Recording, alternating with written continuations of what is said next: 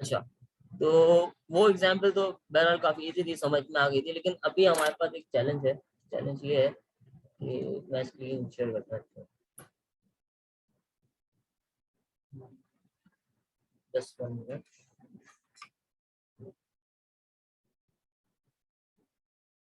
Screen visible है? जी sir. अच्छा, अब होता ये है कि आपके पास पहले तो हमारे पास पैड्स है, सही है, अभी पैड्स की एग्जांपल लिए। अब कोई भी यूजर आके पैड को अडॉप्ट करता था, सही है, तो अब उसने तो अडॉप्ट कर लिया, लेकिन आपकी जो फ्रंट एंड है वहां पे वो कभी भी नहीं दिखता था कि यार ये आपका जो है पैड अडॉप्ट हो चुका है, सही है। क्यों? क्योंकि आपका जो बेसिकली फ्रंट एंड था वो वेब3 को लिसन कर रहा था और वेब3 ब्लॉकचेन को लिसन कर रही थी। अब होता क्या था, जब एप्लीकेशन रीलोड होती थी तो वो जो डाटा उस टाइम आ गया आपके पास स्टेट में, वही डाटा आपको रेंडर हो रहा है, सही है।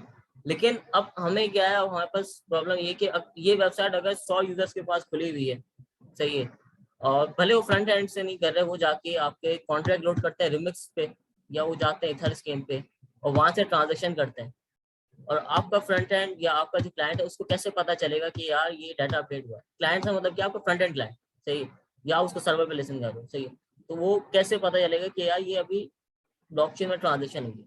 या एक तो ये तरीका है कि आप उसको कंटिन्यूअस किसी तरीके से लिसन करते रहो, सही है, या इसका दूसरा तरीका ये कि आप एक ड्रिजल था हमारे पास, सही है, ड्रिजल में क्या होता था कि वो रियल टाइम डाटा लिसन कर रहा होता था, सही है, वेब सॉकेट के जरिए। अच्छा, वेब सॉकेट किसी को आइडिया वेब सॉकेट क्या होता है? नहीं सर। ये सर जैसे चैट एप्लीकेशन वगैरह में जो यूज कर रहे होते हैं। हाँ, बिल्कुल। अच्छा, मैं आपको पहले इसी एग्जांपल बता दूं, फिर इसकी बताते हैं वेब सॉकेट है क्या। अब मेरे पास ये एनएफटी मिंट हुए हैं, अभी ERC7 का, सही। अब मैं क्या करता हूँ, मिंट पे क्लिक करता हूँ, सही है, और इसकी ट्रांजेक्शन कर देते हैं।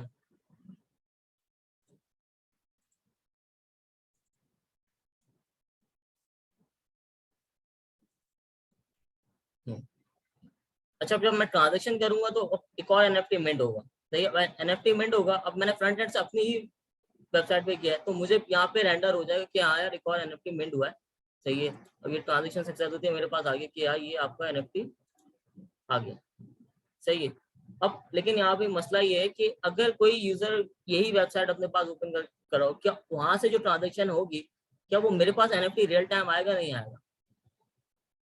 अब नॉर्मल जो हम वेब3 से हमने इंटीग्रेशन की थी उसमें वो डाटा कभी भी शो नहीं होगा।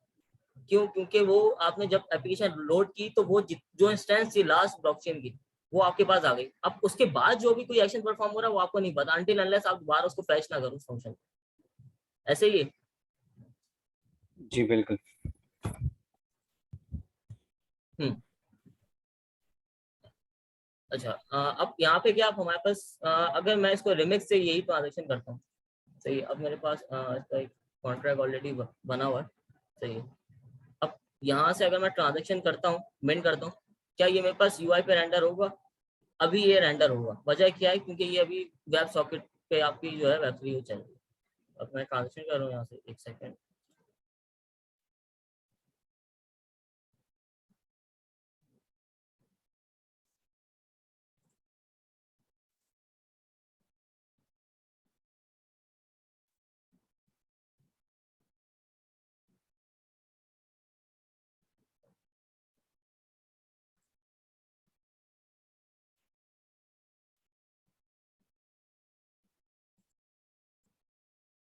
अब मैंने ट्रांजेक्शन की है तो मेरे पास आ गया कि यार ये एनएफटी मिंट हुआ है, सही है। अब क्योंकि मैंने अब एक फ्रंट एंड से की थी, सही, उस टाइम मुझे पता चल गया, और मैंने अभी किसे की, रिमिक्स से की। अगर आप अपने पास वेबसाइट ऑन करेंगे, आप मिंट करेंगे, तो आपके पास भी ये रियल स्टेट आ रही होगी इसकी, जो करंट स्टेट ब्लॉकचेन में चलेगी, सही है। तो अभी हमें इसका करना है कि वेब सॉकेट से हम किस तरीके से वेब को इंटीग्रेट करें। अच्छा, वेब सॉकेट बेसिकली होता है क्या है, आपकी जितनी भी चैट एप्लीकेशन होती हैं, सही है।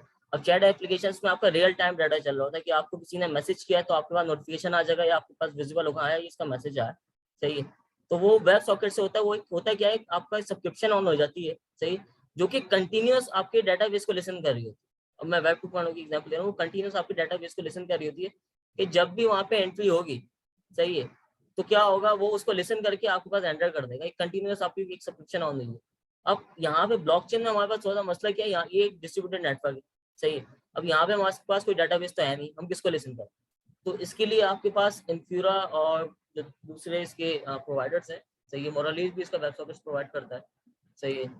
तो ये हमें प्रोवाइड करते हैं, एक HTTPS का RPC प्रोवाइड करते हैं, और दूसरा इसकी जो है क्या नाम है, वेब सॉकेट्स प्रोवाइड करते हैं। अब मैंने ये प्रोजेक्ट बनाया हुआ ऑलरेडी इन्फ्यूरा पे, सही है। तो ये मेरे पास आ रहा है कि यार ये आपने एंड पॉइंट्स आपको वेब सॉकेट में चाहिए या आपको HTTPS में चाहिए। हम मोस्टली जो हमारे पास मेटामास्क में होता है वो सारा HTTPS होता है, सही है। तो ये राइट के लिए आपको जितने भी राइट फंक्शन होंगे वो क्या होगा आपके पास, वो HTTPS वेब सर्विस से चल रहे होते हैं, सही, जो आपका मेटामास्क से इंजेक्टेड वेब सर्विस बेसिकली इसको समझ, सही।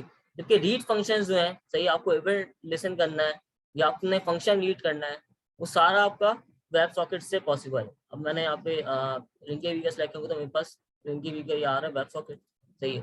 तो अभी हमारे पास जो डाटा रीड हो रहा है, सही है, वो सारा आपका वेब सॉकेट की बेस पे हो रहा है। अच्छा, ये समझ में आ गई कि हम अभी क्या एप्लीकेशन बनाने जा रहे हैं? ये चीज क्लियर है? सो सर अभी हम ये करने जा रहे हैं कि जैसे ही उस पे ब्लॉकचेन पे कोई ट्रांजैक्शन है वो ऑटोमेटिकली हमारा फ्रंट एंड भी अपडेट हो जाए।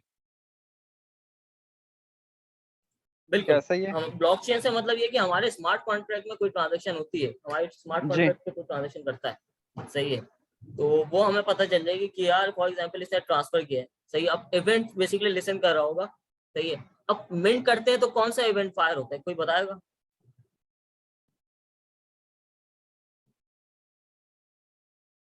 जो हम NFT मिंट करते हैं तो कौन सा इवेंट फायर होता है जो ओपन ट्रांसफर वाला होता है।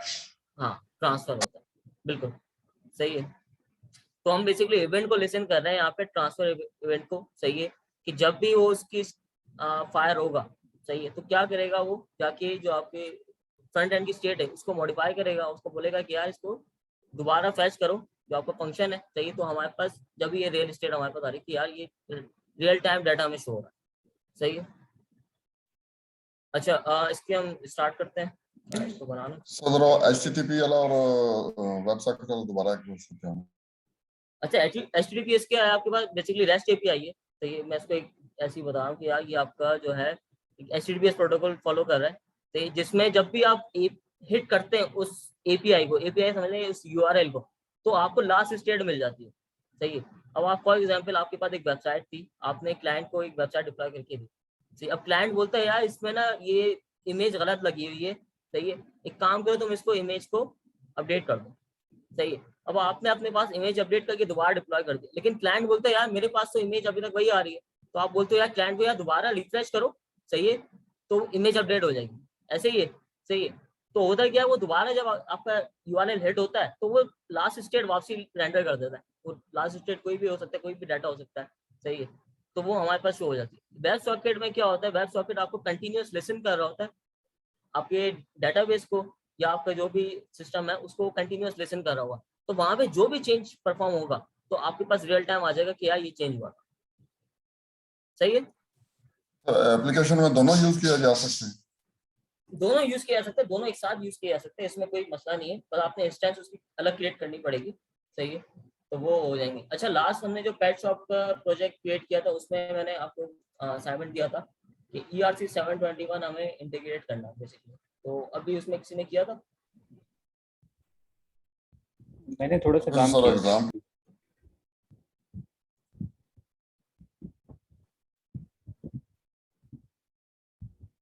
अच्छा, एक सेकंड, स्क्रीन विजिबल है?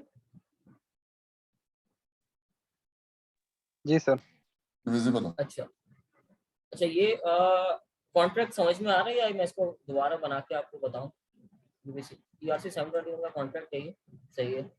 तो इसमें बेसिकली हो ये रहा है कि आपके पास काउंटर्स की लाइब्रेरी यूज हो रही है, आपने नेम सिंपल पास किया इसका, सही है। एक मिंट का फंक्शन है, सही है, एक उसमें रिक्वायर्ड लगाई है, तो आपका जो अकाउंट जीरो है, मतलब अकाउंट जो है वो आपका इनवैलिड एड्रेस नाउ, बेसिकली जो ब्लैंक एड्रेस होता है, सही है, और आपने NFT मिंट करा दी, और आपने एक और फंक्शन है करंट सप्लाई का। ये चीज़ अगर क्लियर नहीं है तो मैं दोबारा इसका एक बना के बता देता हूँ। नहीं सर, क्लियर है, ये तो बेसिक चीज है, इसमें तो कोई इशू नहीं। और किसी को कोई इशू है इसमें? मैं कॉन्ट्रैक्ट ये शेयर भी कर दूंगा उसमें, सही। तो ये और इसको डिप्लॉय कर लेते हैं एक दफा दोबारा, थोड़ा सा जूम कर दें प्लीज। एक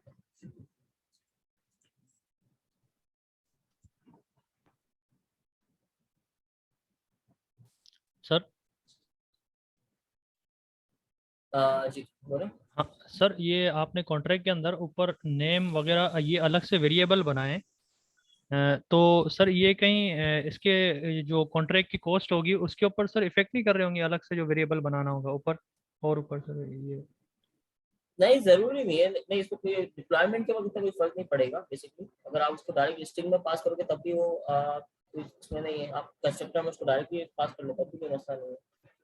तो इससे कुछ होता नहीं बेसिकली। होता ही है कि आपके पास है जो एनएफटी के कॉन्ट्रैक्ट होते हैं बेसिकली कम्युनिटी ड्रिवन होते हैं। सही है। अब यहाँ पे होता ही है कि अगर आपका कोई कॉन्ट्रैक्ट है, सही है, तो आप उसको वेरीफाई करते हो। अगर आपकी कोई भी टेलीग्राम कम्युनिटी है फॉर एग्जाम्पल या डिस्कॉर्ड कम्युनिटी, तो आप जब डिप्लॉय करते हो तो वो जो लिंक होता है डिप्लॉयमेंट लिंक वो आप कम्युनिटी में शेयर करते हो, सही है।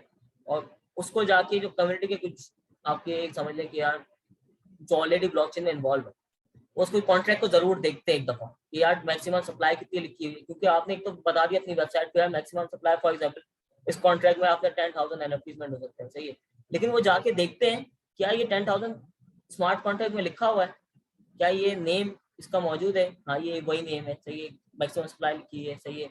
तो वो इस टाइप की जो चीज होती है, जो लॉजिकल पर्सन नहीं है जिसको कोडिंग नहीं पता लेकिन वो रीड कर सकता है कि हाँ ये लिखा हुआ है यहाँ पे, तो बेसिकली उनके लिए होता है कि आपकी कोई कम्युनिटी ड्रिवन प्रोजेक्ट्स होते हैं, सही है। तो यहाँ पे इतना कोई आपको फर्क नहीं पड़ता। अच्छा ये कॉन्ट्रैक्ट हमने डिप्लॉय किया है। अच्छा अभी हम जो कोड यूज करेंगे, जो लास्ट पैट शॉप का कोड यूज करेंगे, सही है, तो मैं उसी को ही मॉडिफाई करना है हमें, सही है। मैं स्क्रीन शेयर से बता दूँ। सेकेंड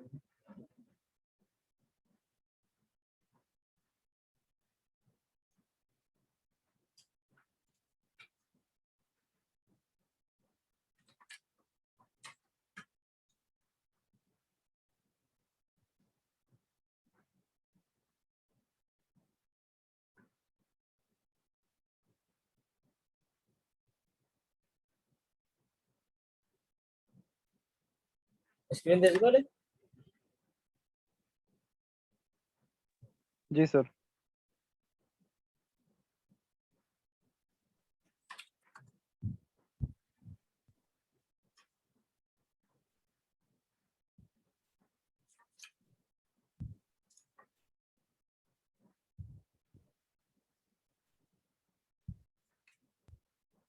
सही है। इतना सब काफी दिख रहा है, सही।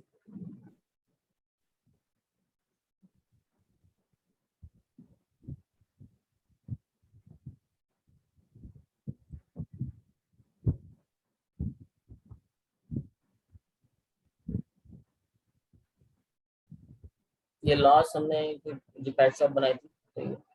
तो हम उसको क्योंकि हमें बेसिकली जो है जो वेब3 है वो सारी चीज़ें हमें चाहिए, सही है। तो हम इसमें से फालतू जो कोड है हमारा अभी हमें जिसकी ज़रूरत नहीं है वो हम रिमूव कर देते हैं।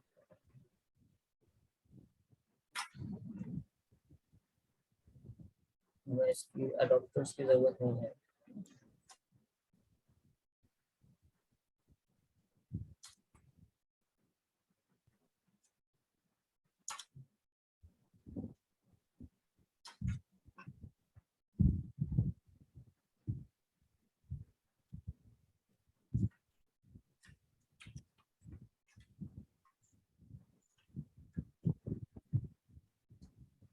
सही है। अच्छा ये इन्फीरो पे आप लोगों ने इसका देख लिया वेब सॉकेट का? जी सर वो हाँ। अच्छा तो मेरा अच्छा यहाँ पे मैंने जैसे आपको बताया कि हमारे पास 2 इंस्टेंसेस क्रिएट होंगी, सही है, वेब3 की बेसिकली, सही है। तो होगा ये कि एक जो आपका है वो, क्योंकि ड्रिजल में बेसिकली हम पहले ड्रिजल यूज करते थे लेकिन ड्रिजल में आपके जो अपडेट्स है वो आनी बंद हो चुकी है।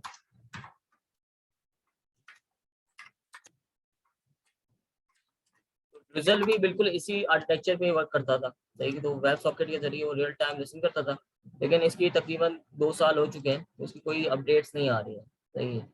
और उसकी कोई कम्युनिटी सपोर्ट नहीं है तो इसकी आप देख सकते हैं कि लास्ट 2 साल से ज़्यादा इसके हो गए, कोई कोड इस पर पुश नहीं हुआ है, सही है। और ना सिक्योरिटी अपडेट्स है इस पे, ना कोई कम्युनिटी इसमें कोई प्रोजेक्ट बना रही है, सही है।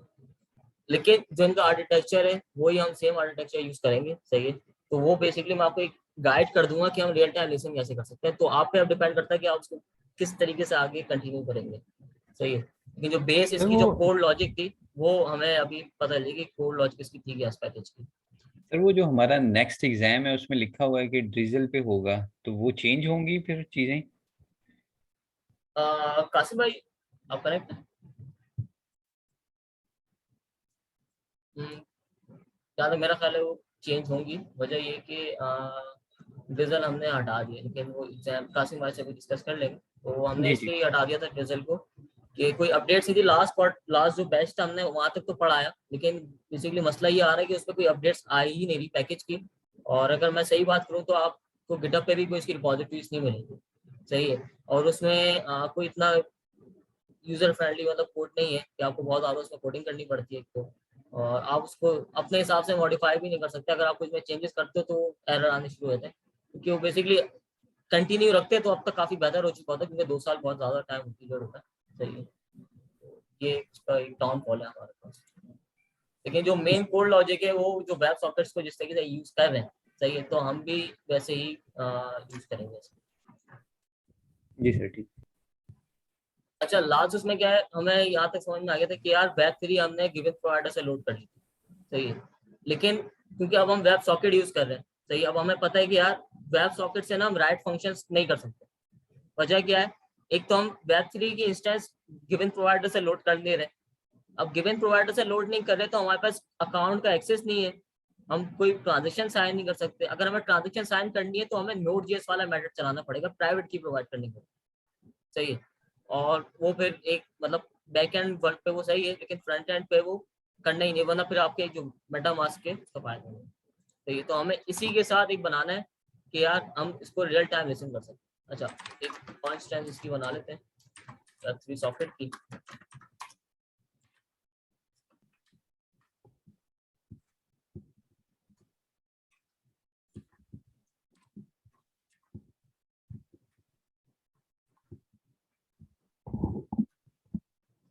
हेलो अस्सलाम वालेकुम, आवाज आ रही है मेरी? वालेकुम सलाम जी, कासिम भाई आवाज आ रही है।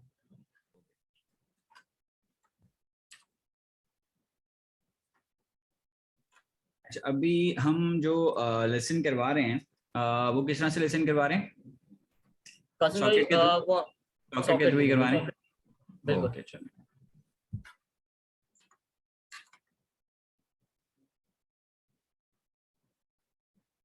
किया ओके। तो ये हम इसका रिंग भी कॉपी कर लेते हैं, क्योंकि जो कॉन्ट्रैक्ट है हमने रिंग पे डिप्लॉय किया है, तो ये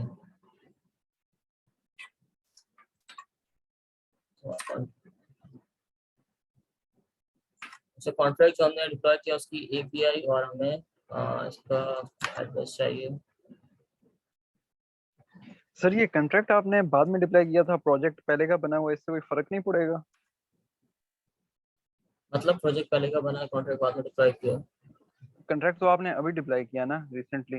मैं एड्रेस चेंज कर जब रहा हूँ। देखिए मैंने आपको एक चीज लास्ट क्लास में ये बताई थी कि यार हमारे पास स्टार्टर किट आ गई है, सही है। वेब जी 3 की हमारे पास स्टार्टर किट है, तो हमें सिर्फ कॉन्ट्रैक्ट एड्रेस और एपीआई चेंज करनी है, तो वो उसके हिसाब से हमारी जो एप्लीकेशन है वो चेंज हो जाएगी, सही है। ठीक है, तो अभी फिर हमें नया उस कॉन्ट्रैक्ट वेब 3 एड्रेस कौन आ से जाएगा। बिल्कुल new API okay add sir. हो जाएगी। अब मैं इसको दोबारा इसलिए नहीं लिखा, मैं आपको बताना चाह रहा हूँ कि यार जो आपने ऑलरेडी स्टार्टर किट है उसको आप यूज करना शुरू करें अपने प्रोजेक्ट्स में, तो ये आप इसको मॉडिफाई कर सकते हैं।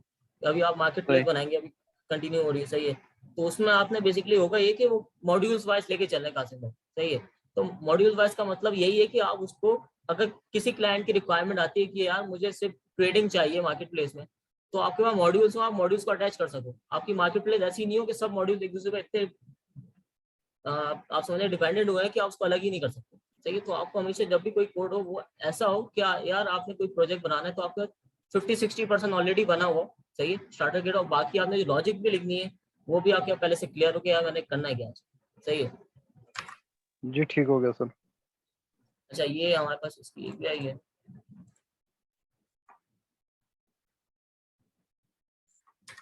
अब मैंने सिर्फ इसका एड्रेस और एपीआई चेंज किए, सही है।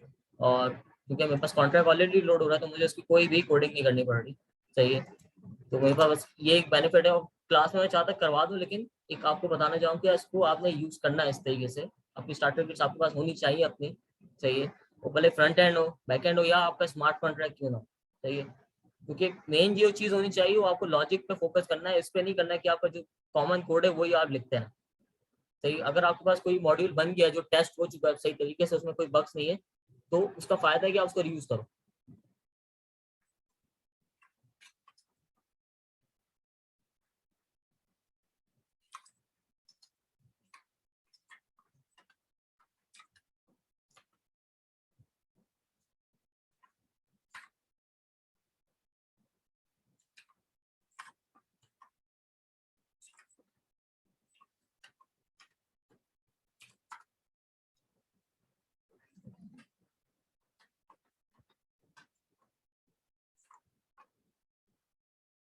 हमारे पास वेब सॉफ्टवेयर भी हो गया है, सही, कॉन्ट्रैक्ट भी हमने लोड करा लिया है। अच्छा, इसकी स्टेट बना लेते हैं।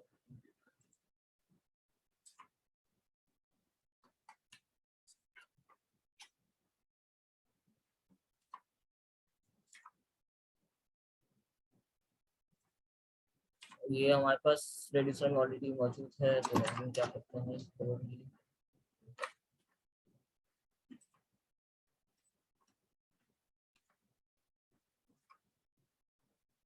सही है।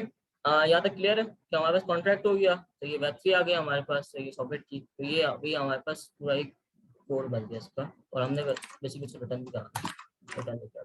ओके, अब हम अपनी ऐप.tsx में आते हैं। अच्छा, यहाँ पे हमने कॉन्ट्रैक्ट,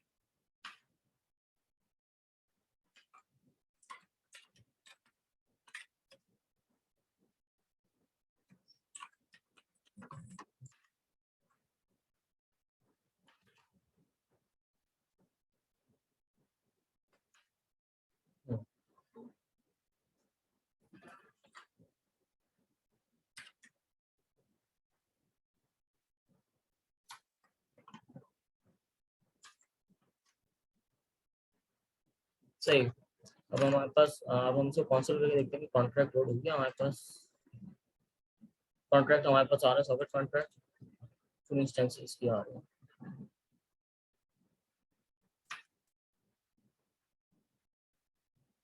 अच्छा, यहाँ तो कोई क्वेश्चन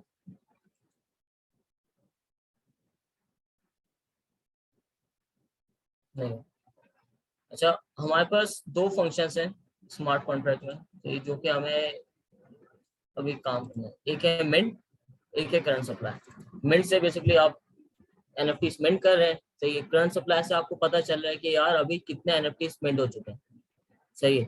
अब हमें करना क्या, जब भी मिंट हो, सही है, अब हमें क्या चाहिए, इसकी करंट सप्लाई हमें अपडेटेड चाहिए, सही है, भले वो किसी भी यूजर के पास कोई भी यूजर मिंट कर रहा हो, सही है, तो हम रियल टाइम हमें पता चलना चाहिए कि यार इसकी करंट सप्लाई क्या है, सही है। अब जब मिंट होता है, मिंट होने पे ट्रांसफर का इवेंट फायर होता है, सही है, हमें ये भी पता है, सही है। और ट्रांसफर जो का इवेंट जो होता है, उसका फ्रॉम का जो एड्रेस होता है वो एक नल एड्रेस होता है बेसिकली, सही है।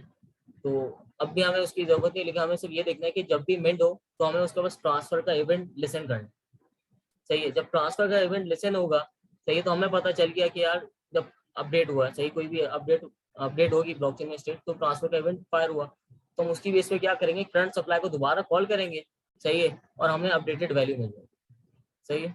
तो ये इसकी जो करंट आर्किटेक्चर है। अच्छा, कोई क्वेश्चन यहाँ तक? No sir. अच्छा, इसका एक बटन हैंडल मेंट कर लेते हैं इसका।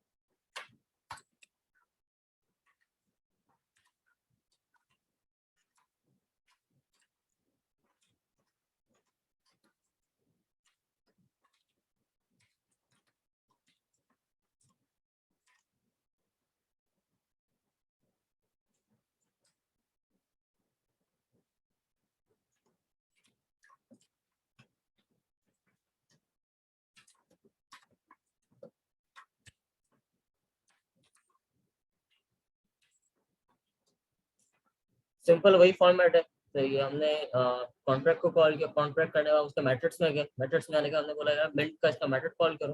तो ये और मिंट के मेथड में हमने क्या करना, सेंड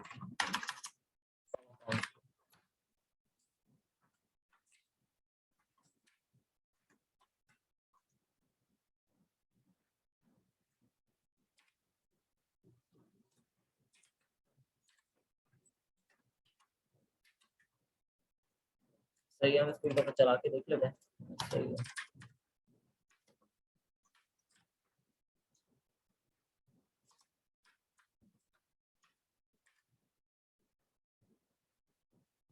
और यहाँ पे क्या है हमारे पास कंडीशन में, अगर वेब 3 लोड हो तो हेलो वर्ल्ड दिखा दे, अदरवाइज कनेक्ट मेटामास्क बटन दिखा रहा होगा। तो इसको हम हटा के कर देंगे कि यार प्रिंट एनएफटी।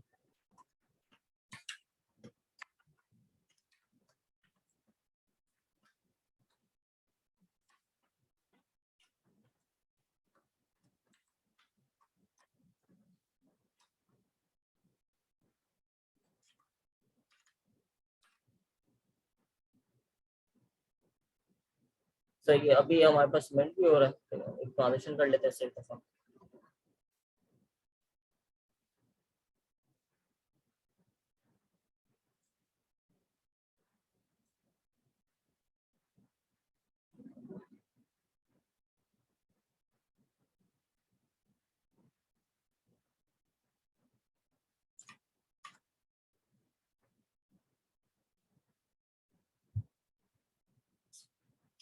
सही है, हमारे पास ट्रांजेक्शन आ गई है। सही है।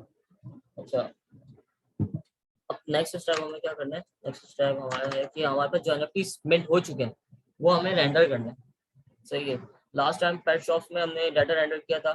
सही है। उसमें हो ही रहा था कि डाटा सारा रेंडर हो रहा था और उसमें हम चेक कर रहे थे कि यार ये अडॉप्ट हुआ नहीं हुआ। सही है। लेकिन यहाँ पे हमें सिर्फ उतना ही डाटा रेंडर करना है जितनी एनएफटी मिंट हो चुकी है। सही है। अब ये डाटा आपके पास, अभी ये आपके पास जेसन फॉर्मेट में, मतलब आपके पास हार्ड कोडेड है। अब ये आप डाटा हो सकता है आप एपीआई से फैच कर रहे हो। सही है। आपके पास कोई एपीआई हो, आप वहां से डाटा फैच कर रहे हो। सही है। लेकिन जो आपका कंडीशन होगी इसकी जेएसएक्स की वो सेम होगी। सही है। अच्छा, करंट सप्लाई का बना लेते हैं।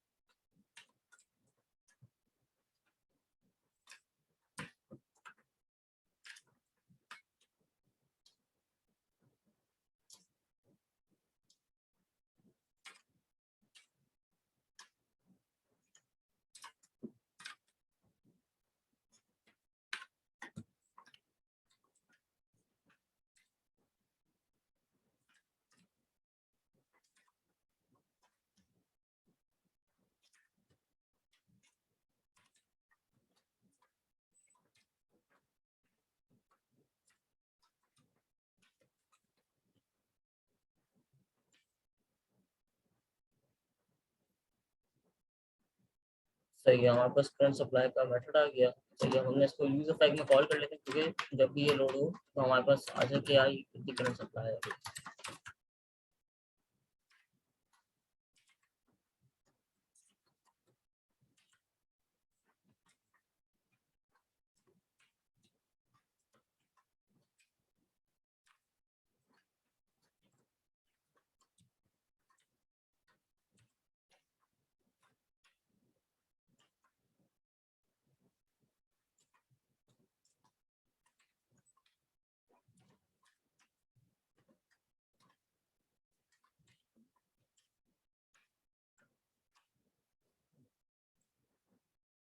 करंट सप्लाई हमारे पास आ गई कि 1, क्योंकि अभी हमने एक ही एनएफटी मिल किया है। सही है, अगर हम और एनएफटी इन्वेस्टमेंट करेंगे तो सप्लाई जो है वो इंक्रीज होते जाएगी। यहाँ तो कोई क्वेश्चन है? अभी हमने बिल्कुल जो ऑलरेडी काम कर चुके हैं, सही, कॉन्ट्रैक्ट के मेथड सॉल्व करना, बिल्कुल वही सिंपल मेथड हमने अभी अप्लाई किया। सर ये आप रिटर्न कर रहे हैं रिसिप्ट को, इसका क्या मतलब आउटपुट है, क्या बेनिफिट है इसका? यार रिटर्न करने से एक- फायदा ये क्या हो सकता है, मैं यहाँ पे कंसोल कराने के बजाय सही है, इसको यहाँ कर दूँ, सही है, यहाँ पर कर लूँ, सही है। रिटर्न बेसिकली फंक्शन जब रिजॉल्व होगा, ये सही कंप्लीट होगा, तो मुझे रिसीव यहाँ से मिलता है, सही है, तो उससे कोई वो नहीं होता। चाहो तो मैं रिटर्न हटा दूँ, अभी मेरे पास आ रहा, अभी करंट सप्लाई है लाइन नंबर 47 से, लाइन नंबर 47 आऊँगा, सही है। अब एरर होता है, एरर मुझे रिटर्न हो जाएगा, सही है, तो मैं यहाँ पे चेक कर सकता हूँ, सही है। अगर एरर है तो मैं लगा सकता हूँ कि यार पहले स्टेट में सेव करने से पहले रिसीव को चेक कर लो, अगर एरर है तो थ्रो कर दे, सही है। इस टाइप से मैं कंडीशन आ सकता है, या मैं टोस्ट मैसेज में शो कराना है एरर आ जाते, तो वो मैं हैंडल कर सकता हूँ रिटर्न करा के ना, कि कैच प्लान कैच जब ही है कि जब सक्सेस होगा तो रिसीव रिटर्न होगी, अगर फेल होगा तो मेरे पास एरर रिटर्न होगा। तो मेरे पास मुझे पता है कि 2 वैल्यूज रिटर्न होगी, 2 टाइप की, सही है। एरर है तो मुझे फेल का टोस्ट शो कराना है, या मुझे उसकी बेस पे जो भी एक्शन परफॉर्म कराना है वो मैं करवा दूंगा, या जब सक्सेस हो रहा है तो उसकी बेस पे जो मुझे एक्शन परफॉर्म कराना है वो मैं करवा दूंगा, सही। तो बेसिकली थैंक यू सर। तो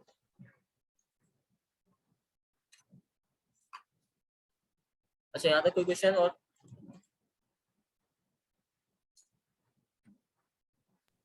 सर एक चीज पूछनी थी, ये जो हम कनेक्ट मेटामास्क कर रहे हैं अभी, इसके अंदर जो हमारा कॉन्ट्रैक्ट लोड हो रहा है वो वेब सॉकेट से हो रहा है या फिर जो HTTPS से हो रहा है करंटली जो है? करंटली तो आपका जो कॉन्ट्रैक्ट लोड हुआ है ये आपका मेटामास्क से हुआ है, और दोनों आपके जो सॉकेट से उससे भी हुआ। आप दोनों देखिए से मैंने हुआ है। दो स्टेट है, एक है आपकी लिसन करने के लिए सॉकेट हम्म। कॉन्ट्रैक्ट, बेसिकली ड्रिजल भी यही करता है। ड्रिजल बताऊं क्या करता था? ड्रिजल का अगर आप देखेंगे कोड, तो ड्रिजल आपसे सॉकेट लेता था, सही है, और जो आप बैकएंड में करता था वो 2 स्टेट बनाता था, एक आपके हम्म। रीड के लिए, एक होता बनाता था राइट के लिए। रीड पे क्या करता था वो कि जब भी इवेंट फायर हुआ तो वो जाके क्या करेगा, अपनी स्टेट अपडेट कर देगा, और जो रिटर्न वैल्यू होगी आपकी अपडेटेड वैल्यू आती है। जबकि राइट के लिए वो क्या करता था, आपकी इंजेक्टेड वेब यूज करता था, सही है। तो वो इस तरीके से लेके चलता था ड्रिजल, सही है। तो वही सेम स्ट्रक्चर है, लेकिन अब उन्होंने इसको मॉडिफाई नहीं कर पाया, सही है, और ज्यादा बेहतर तरीके से। तो हमने इसको अभी रॉ फॉर्म में लिख दिया कि यार जो उसका इंटरनल वर्क फंक्शनैलिटी वो इस तरीके से वर्क कर रही थी, सही है। तो उसमें दोनों स्टेट आपकी ड्रिजल में भी चल रही होती है। और कोई क्वेश्चन?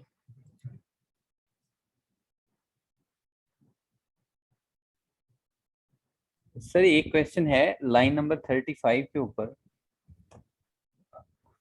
लाइन नंबर 35 पे जब हम यहाँ पे करंट सप्लाई ले रहे हैं तो फिर हम कॉन्ट्रैक्ट क्यों ले रहे हैं?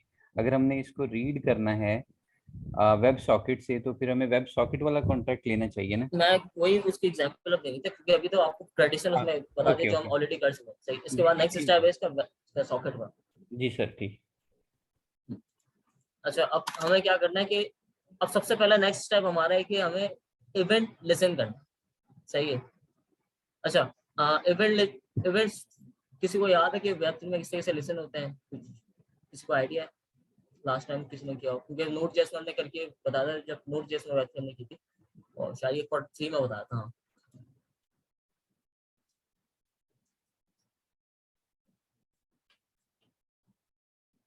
बहरहाल मैं बता देता हूँ।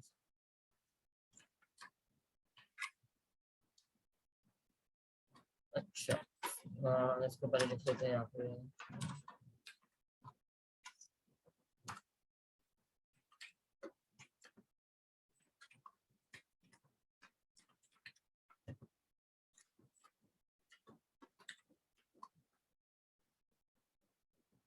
अब हमने इवेंट कौन से कॉन्ट्रैक्ट से लिसन करने हैं? जो हमारे पास सॉकेट कॉन्ट्रैक्ट है बेसिकली, उससे हमें इवेंट्स लिसन करना है, सही है।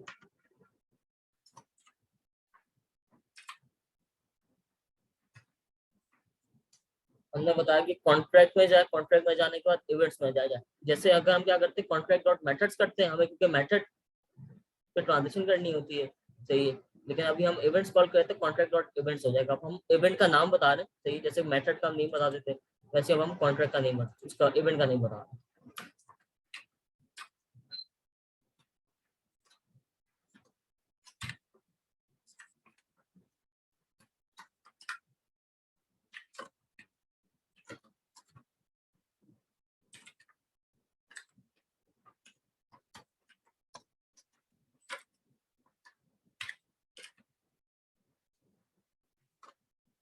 Event dot return values.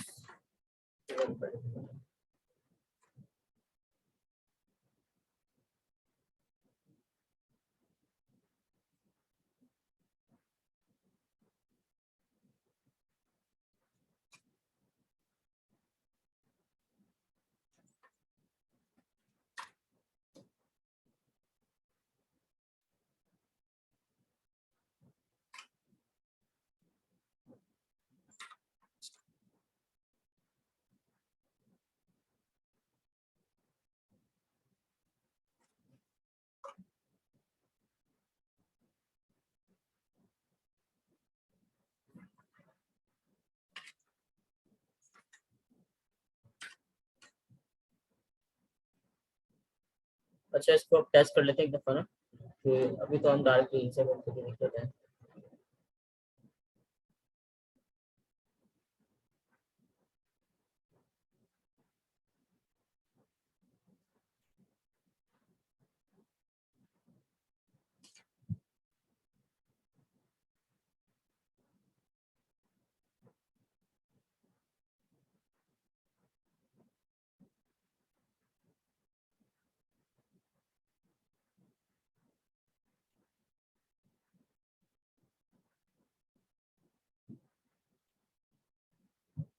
तो ये ट्रांजेक्शन हुई है और मेरे पास इवेंट आ गया है, सही कि यार ये आपके पास ट्रांजेक्शन का। अच्छा, अब हम क्या करते हैं, इसको रिस्ट्रक्चर करते हैं। इवेंट में मेरे पास इसका सिग्नेचर आ रहा है, सही है, आपका रिटर्न वैल्यूज आ रही है, सही है, और जो भी डाटा रिटर्न वैल्यूज में मुझे बता के टोकन आईडी का नंबर क्या था, किसने मिंट किया है, तो मतलब किसके पास, मेरे पास आया बेसिकली, और ये कॉन्ट्रैक्ट के पास है, मिडो के मेरे पास आया। अच्छा, बाकी ब्लॉक नंबर हो गया, ब्लॉक हैश, सही है, और इवेंट नेम मुझे बता रहा है। अच्छा, हमें तो बेसिकली इसकी वैल्यू से कुछ करना नहीं है, हमें तो सिर्फ इसका क्या करना है कि ये स्टेट अपडेट करें, हमें सिर्फ इसको स्टेट अपडेट करने के लिए अभी यूज करना है।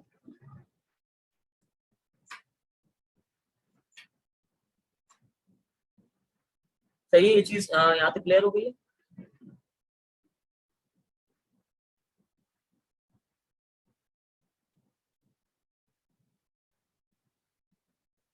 यहाँ कोई क्वेश्चन है? सर इवेंट वाला दोबारा से करवा दें कोड जस्ट क्विकली। ये कॉल बैक इवेंट आपका बना हुआ है, तो एक कॉल बैक फंक्शन है ये आपका, सही है, और जब भी ये मिंट होगा, सही है, जब भी बेसिकली ट्रांसफर का इवेंट कॉल होगा, मिंट नहीं हो सकता है इस कॉन्ट्रैक्ट में एक फंक्शन बना हुआ होता, सही, जिसपे मैं ट्रांसफर कर सकूँ, बेसिकली बना हुआ उसमें, क्योंकि ओपन रेफरेंस का है, सही है। तो हाँ, मैं आपको फंक्शन लगाऊंगा, फंक्शन लगा।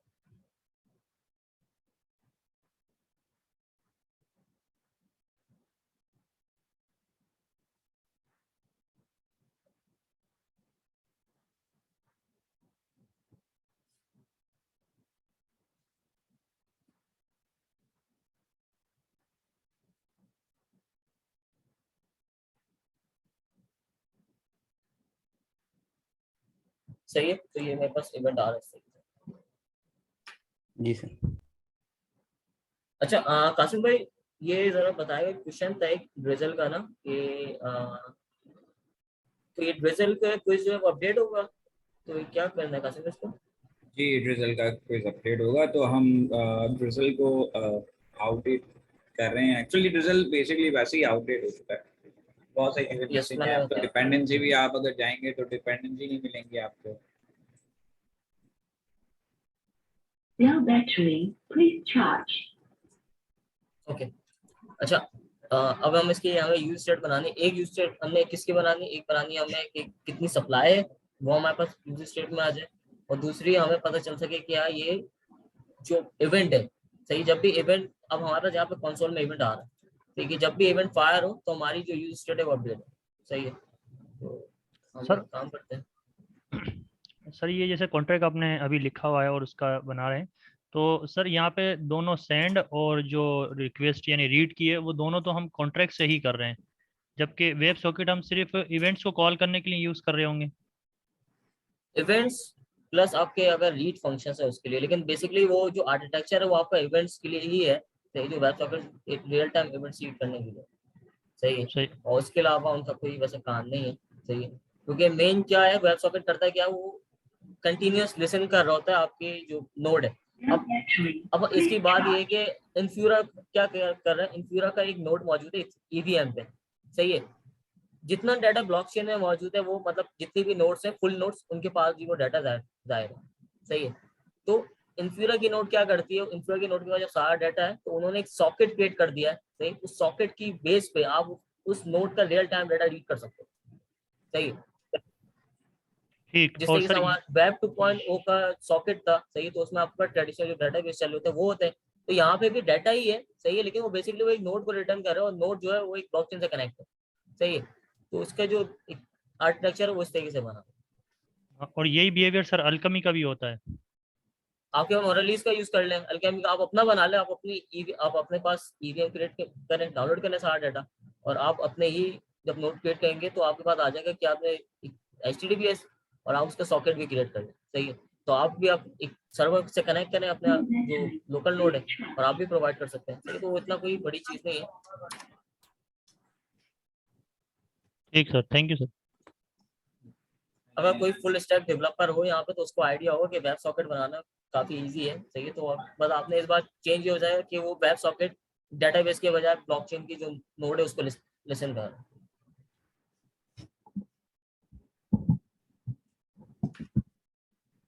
अच्छा, हमें यूजर इसकी बनानी है एक तो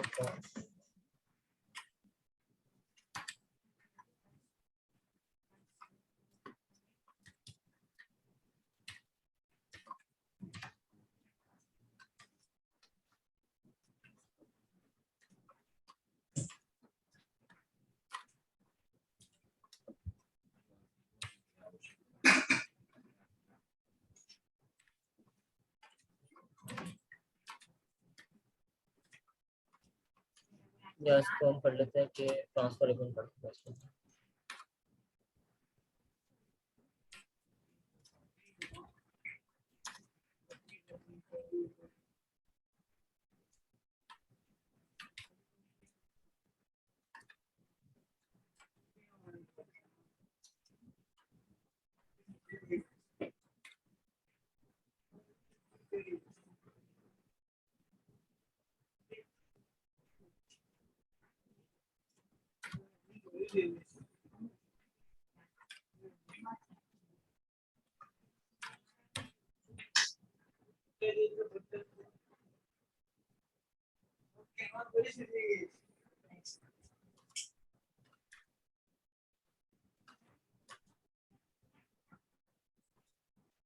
अच्छा, यहाँ पे हमने क्या किया कि करंट सप्लाई जो हमारे पास थी, चाहिए वो हमने स्टेट में अपडेट कर दिए। चाहिए, और उसके बाद हमें क्या करना है, उसके बाद हमें ये करना है कि जो मिंट होने पे जो इवेंट डिजिटल ट्रांसफर इवेंट जब भी कॉल, तो हमारी जो यूज स्टेट है वो भी अपडेट हो।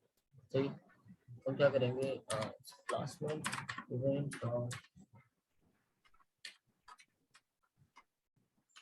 अच्छा रिटर्न वाली लिखते हैं यहाँ पे, नॉर्मल लिखने से कोई फर्क नहीं पड़ेगा। बेसिकली जो इवेंट का पूरा ऑब्जेक्ट है, सही है, तो वो मैंने डिस्ट्रक्चर किया। सही है,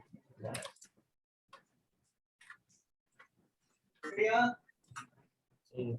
तो अगर मैं ओबीजी डॉट रिटर्न वैल्यू लिखूँ तो मेरे पास ये पूरा आ जाएगा कि क्या इसमें वैल्यूज कॉल। सही, तो मैंने इसको बस डिस्ट्रक्चर करके लिख दिया। Okay,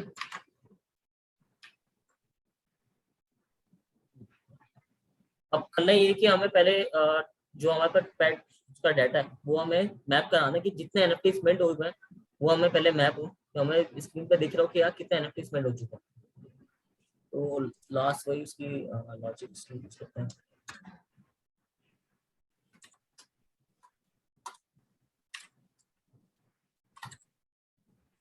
Now battery. Please charge.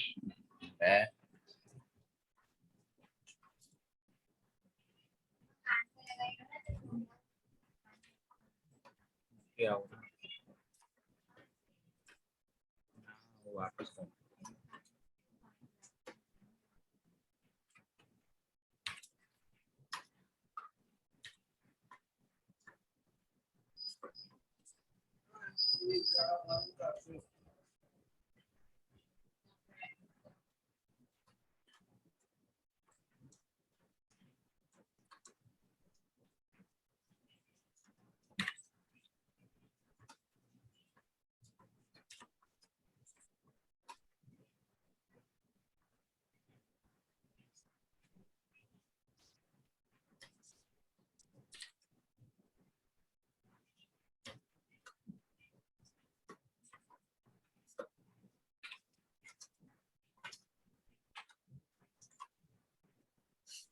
मैं ये पूरा कंप्लीट करता हूँ फिर बताता हूँ इसमें मैंने लॉजिक क्या लिखी है।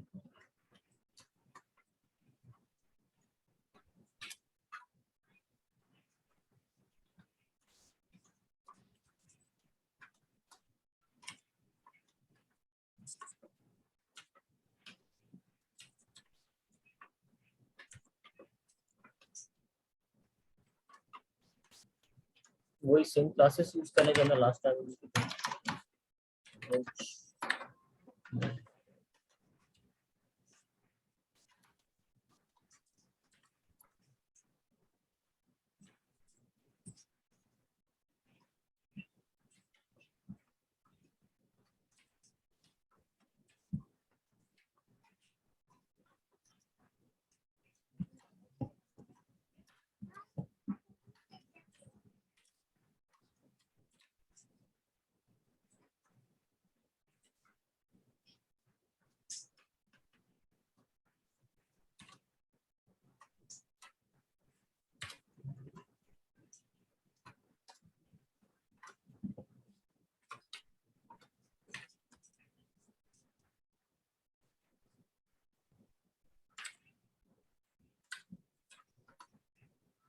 अच्छा हमारे पास नेम था, एज थी, ब्रीड थी और लोकेशन थी।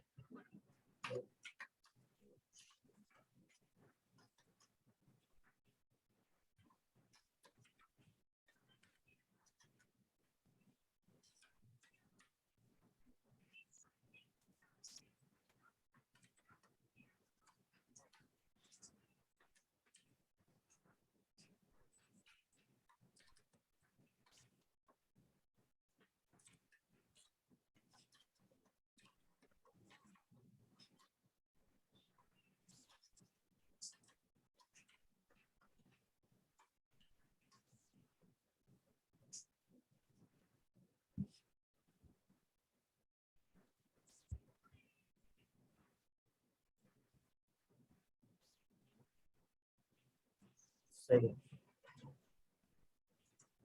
अच्छा इसमें अब हो ये रहा है कि मेरे पास जितने भी एनएफटीज मिंट है, सही है, तो मेरे पास आगे यार 3 एनएफटीज मिंट गए थे। अब मैं इसको अगर मिंट करता हूँ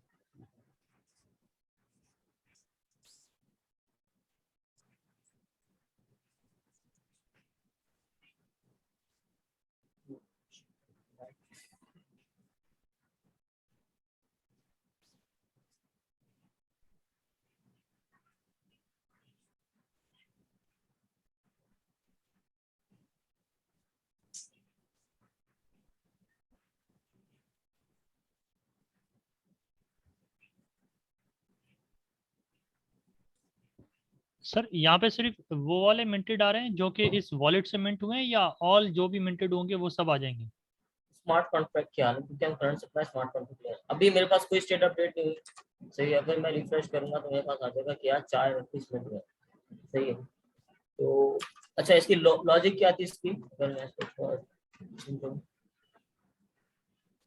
अब सबसे पहले हमने मैप करने से पहले क्या चेक किया कि हमने देखा कि यार एनएफटी सप्लाई अनडिफाइंड तो नहीं है, क्योंकि एनएफटी सप्लाई जो स्टेट है इसकी डिफॉल्ट वैल्यू तो अनडिफाइंड है, सही है। अब ये अपडेट कब होगा, अपडेट ये तब होगा जब आपकी करंट सप्लाई कॉल होगा। करंट सप्लाई कब कॉल होगा, जब आपको सॉकेट कॉन्ट्रैक्ट लोड हो जाएगा, सही है। उसके बाद इसने पैड्स डाटा को मैप किया। मैप करने के बाद हमने बोला कि यार इसके इंडेक्स, क्योंकि एरे तो बहुत लंबी है हमारे पास, एरे हमारे पास है तकरीबन 16 या 20 उसमें आइटम्स पड़े हुए हैं, सही है। तो हमने बोला यार इसको सप्लाई से ज्यादा मैप नहीं करना, जितनी सप्लाई होगी उतनी मैप करना। सप्लाई हमारे पास हो सकते हैं 4 हो, 5 हो, 6 हो, जितनी भी हो, तो उससे ज्यादा मैप ना हो। सही है, ताकि हमें पता चले क्या इतने ही एनएफटी स्पेंड हुए। सही है, ये चीज क्लियर है इस लाइन में जो लिखा हुआ है?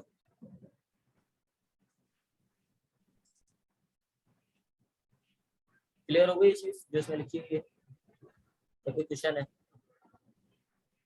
ये जो एनएफटी का जो लाइन नंबर 67 में सेकंड लास्ट एनएफटी सप्लाई का जो टैग लगा हुआ है ये वाला, ये हमने इंडेक्स लेके index equal to NFT supply. ये बेसिकली क्योंकि ये 0 से स्टार्ट हुआ ना आपके, तो इसने 0 से करता हुआ और ये आपकी 1 से स्टार्ट होगी। सही है, तो आपने इसको क्योंकि एरे हमारे पास बेसिकली इंडेक्स 0 से स्टार्ट है। सही, सप्लाई जो हमने रखी है वो 1 से रखी है कि 1 से स्टार्ट होगी। ओके ओके ओके ओके, वो समझ आ गई। सही है, ऐसे थे। वो लेस देन का साइन है, मैं टैग समझ रहा था। ओके, हाँ थैंक यू थैंक यू। सही। अगर मैं 0 पे ही इसकी स्मार्ट कॉन्ट्रैक्ट में रखता तो मैं इस पे एक्वल लगा सकता था, लेकिन वो पे फायदा नहीं था। सही है, तो इसकी जो है बेसिकली 1 है, तो ये इस तरीके से अभी इसकी जो डाटा था वो हमने मैप कर दिया है। तो ये अब जो मेन चीज जिसके लिए हमने अभी पूरी मेहनत की है वो हमें उसका कवर करना है कि यार आपके पास जब भी इवेंट आ रहा है, सही है, तो हमारे पास इवेंट इस स्टेट में सेव हो रहा है। अब हम इसको पहले कंसोल करके चेक करते हैं कि यार ये सेव कर, ये लोड कर भी ना नहीं कर रहा।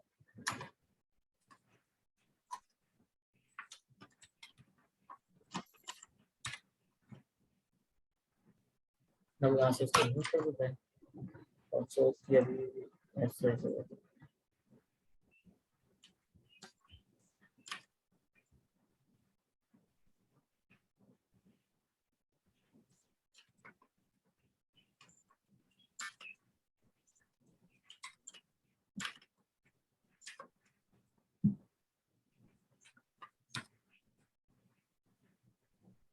सही है। अभी ये अनडिफाइन आ रहा है। अगर मैं स्मार्ट कॉन्ट्रैक्ट से जाके इसको मेन करता हूँ,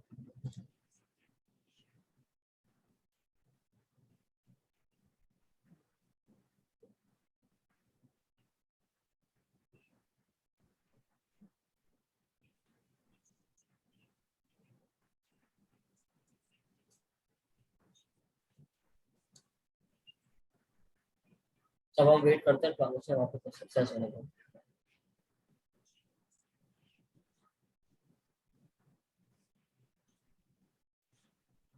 सही है, ट्रांजेक्शन वापस सक्सेस हुई।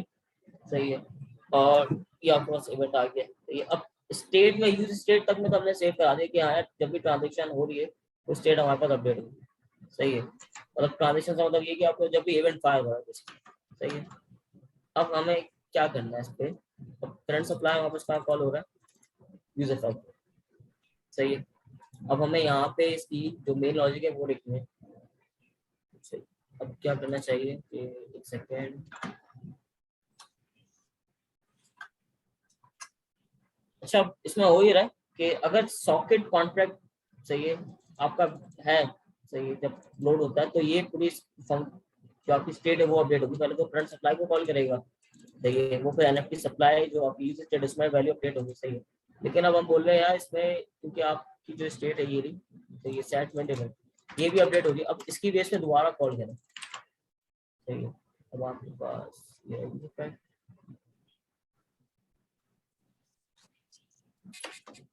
लेकिन अगर ये दोबारा होगा तो ये आपके पास जो इवेंट का जो फंक्शन है ये भी दोबारा कॉल होगा। अब हम चाह रहे हैं यार ये दोबारा कॉल ना हो, ये सिर्फ एक ही दफा कॉल हो, क्योंकि जब फर्स्ट टाइम कॉल होता है तो ये कनेक्शन बिल्ड हो जाता है सॉकेट का, तो दोबारा हमें हर दफा कॉल नहीं कराना है, वरना ये कनेक्शन बार बार इसके बनेंगे और हमारी जो प्रोसेसिंग पावर है बेसिकली सर्वर की वो ज्यादा कंज्यूम होगी। तो ये बेसिकली हिट्स आपकी वो इंक्रीज होते जाएंगे, तो हम इसको रोकने आ गए। सही, तो उसका तरीका ये है कि अगर मेन इवेंट है तो वो करें, अदरवाइज नहीं करें।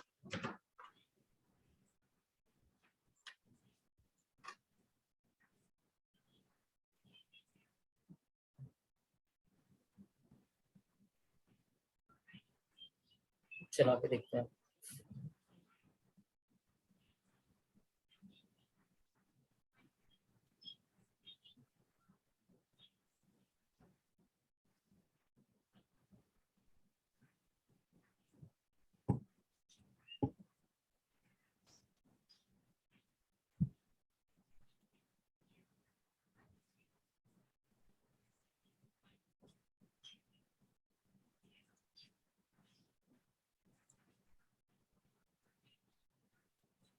सही है, अब मेरे पास मिनट हो गया है, सही है, मेरे पास थोड़ा ट्रांजेक्शन स्टेटस भी आ जाएगा और यहाँ पे आपके क्या है, मेरे पास स्टेट की अपडेट हो गई और रेंडर हो गया कि हाँ ये एनएफटी मिनट हो चुका है।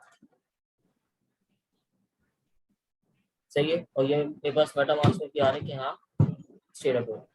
अच्छा, अगर मैं आप रिमेक से करता हूँ, सही, अभी तो ये हमारे पास पहले भी हम अपनी वेबसाइट से करते थे तो हो जाता था, सही, अगर मैं रिमेक से करता हूँ तो क्या ये होगा, ये भी देख लेते हैं।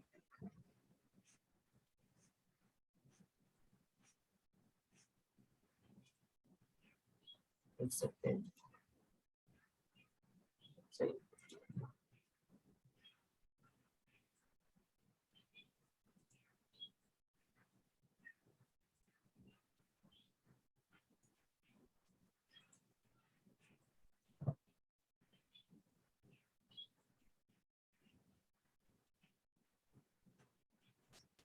हमारे पास आ गया कि मिनट होने पे अब ये एनएफटी आ गया। अब मैं काम ये करता हूँ, मैं आपको डिप्लॉय करके देता हूँ, अगर किसी के पास ये ब्राउजर ओपन है तो वो अपने पास से भी मिनट करके इसको दफा चेक कर, तो हम देखते हैं कि यार ये क्रॉस ब्राउजर भी किसी के चल सकता है। अब जरूरी है कि यार ये मेरी डिवाइस पे ही है, सही है, तो हम इसको किसी और की डिवाइस पे ओपन करवा के इसको चेक करते हैं।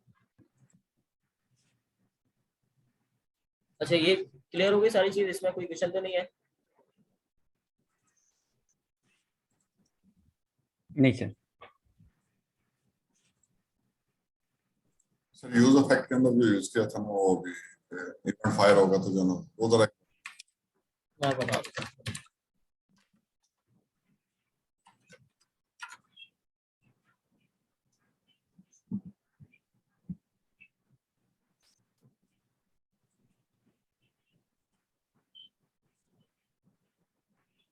इसकी बिल्ड क्रिएट कर लेते हैं, ट्राई करके देखते हैं।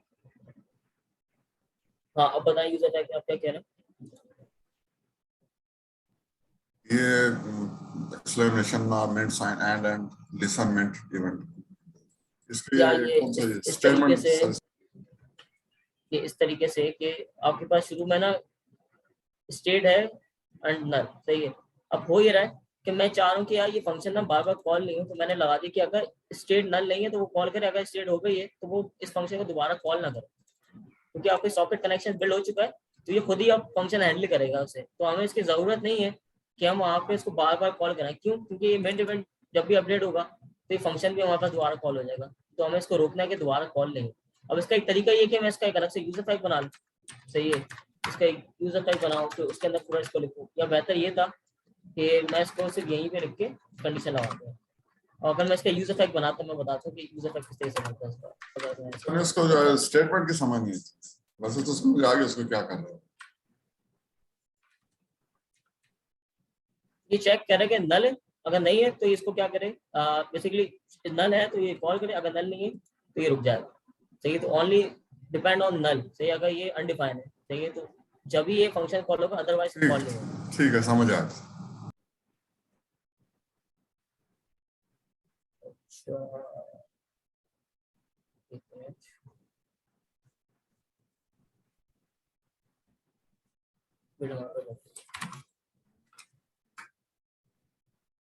मेरे पास सर्च इंस्टॉल नहीं है। अच्छा, ये कोड अगर मैं पुश कर दूं, अभी कोई क्लोन करके देख चला के देख सकते हैं कि ये मेरे पास बेसिकली या सर्च इंस्टॉल कर लेते हैं, या इसको फाइल इसको डिप्लॉय कर देते हैं।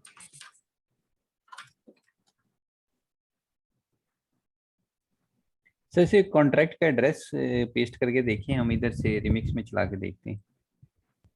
एक मिनट,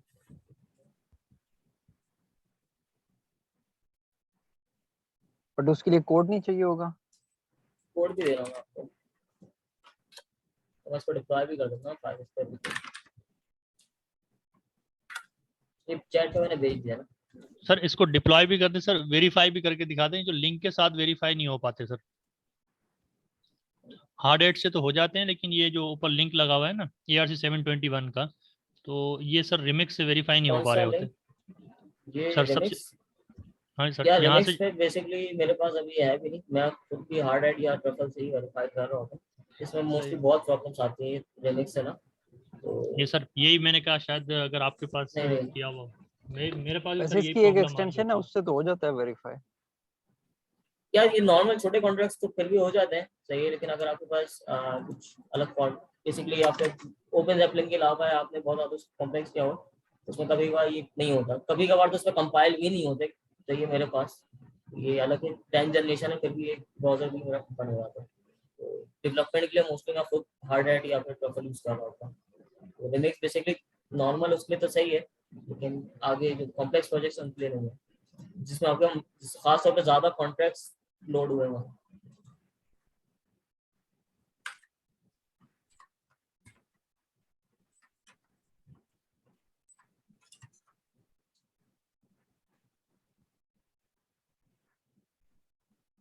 अच्छा, मैं इसको फायरबेस पे भी अभी डिप्लॉय कर देता हूँ।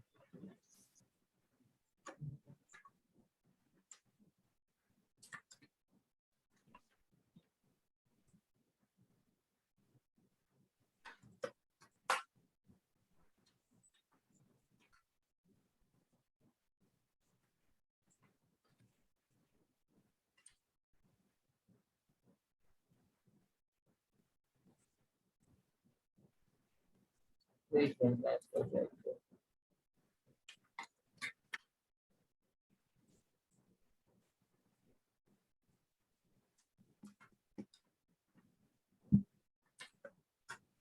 सर मैं ये टोकन मिंट कर रहा हूँ ना।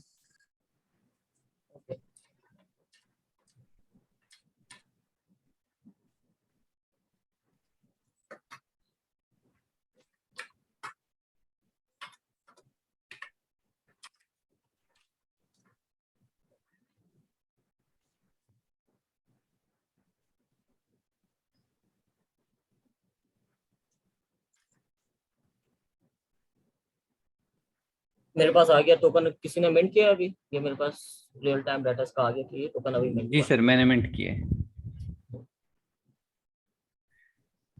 हो गया यहाँ से। ये लिंक,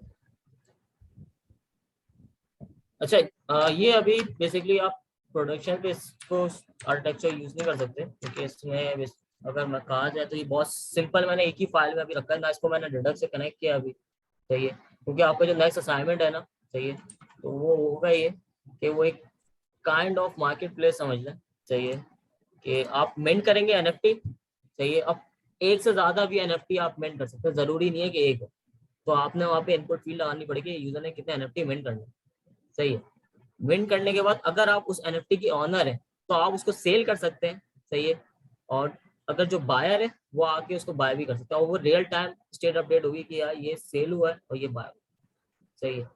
और इसमें बेसिकली क्योंकि इवेंट्स आपने रीड करवाने होंगे, सही, आपको अपना एक कॉन्ट्रैक्ट बनाना पड़ेगा, तो आप इवेंट्स के जरिए उसको रियल टाइम दिखा सकते हैं कि हाँ ये ऑनर कोई और है इसका, क्योंकि तो बेसिकली ऑनर यहाँ होगा पे तो वो डाटा सारी हमारे पास कोई चीजें। आ नहीं रहा है, सही, हम दो चीजों पे डिपेंडेंट है, एक टोकन आईडी और दूसरा ऑनर एड्रेस, सही है, और ये दोनों आपको इवेंट से मिल जाना है, सही है। टोकन आईडी का क्या, आप दोबारा उसको फैच कर लोगे और आपको ऑनर देखना है तो आप वास को फंक्शन कॉल करोगे तो आपको ऑनर आ जाएगा, सही है, तो आप कंपेयर कर सकते हो, सही है।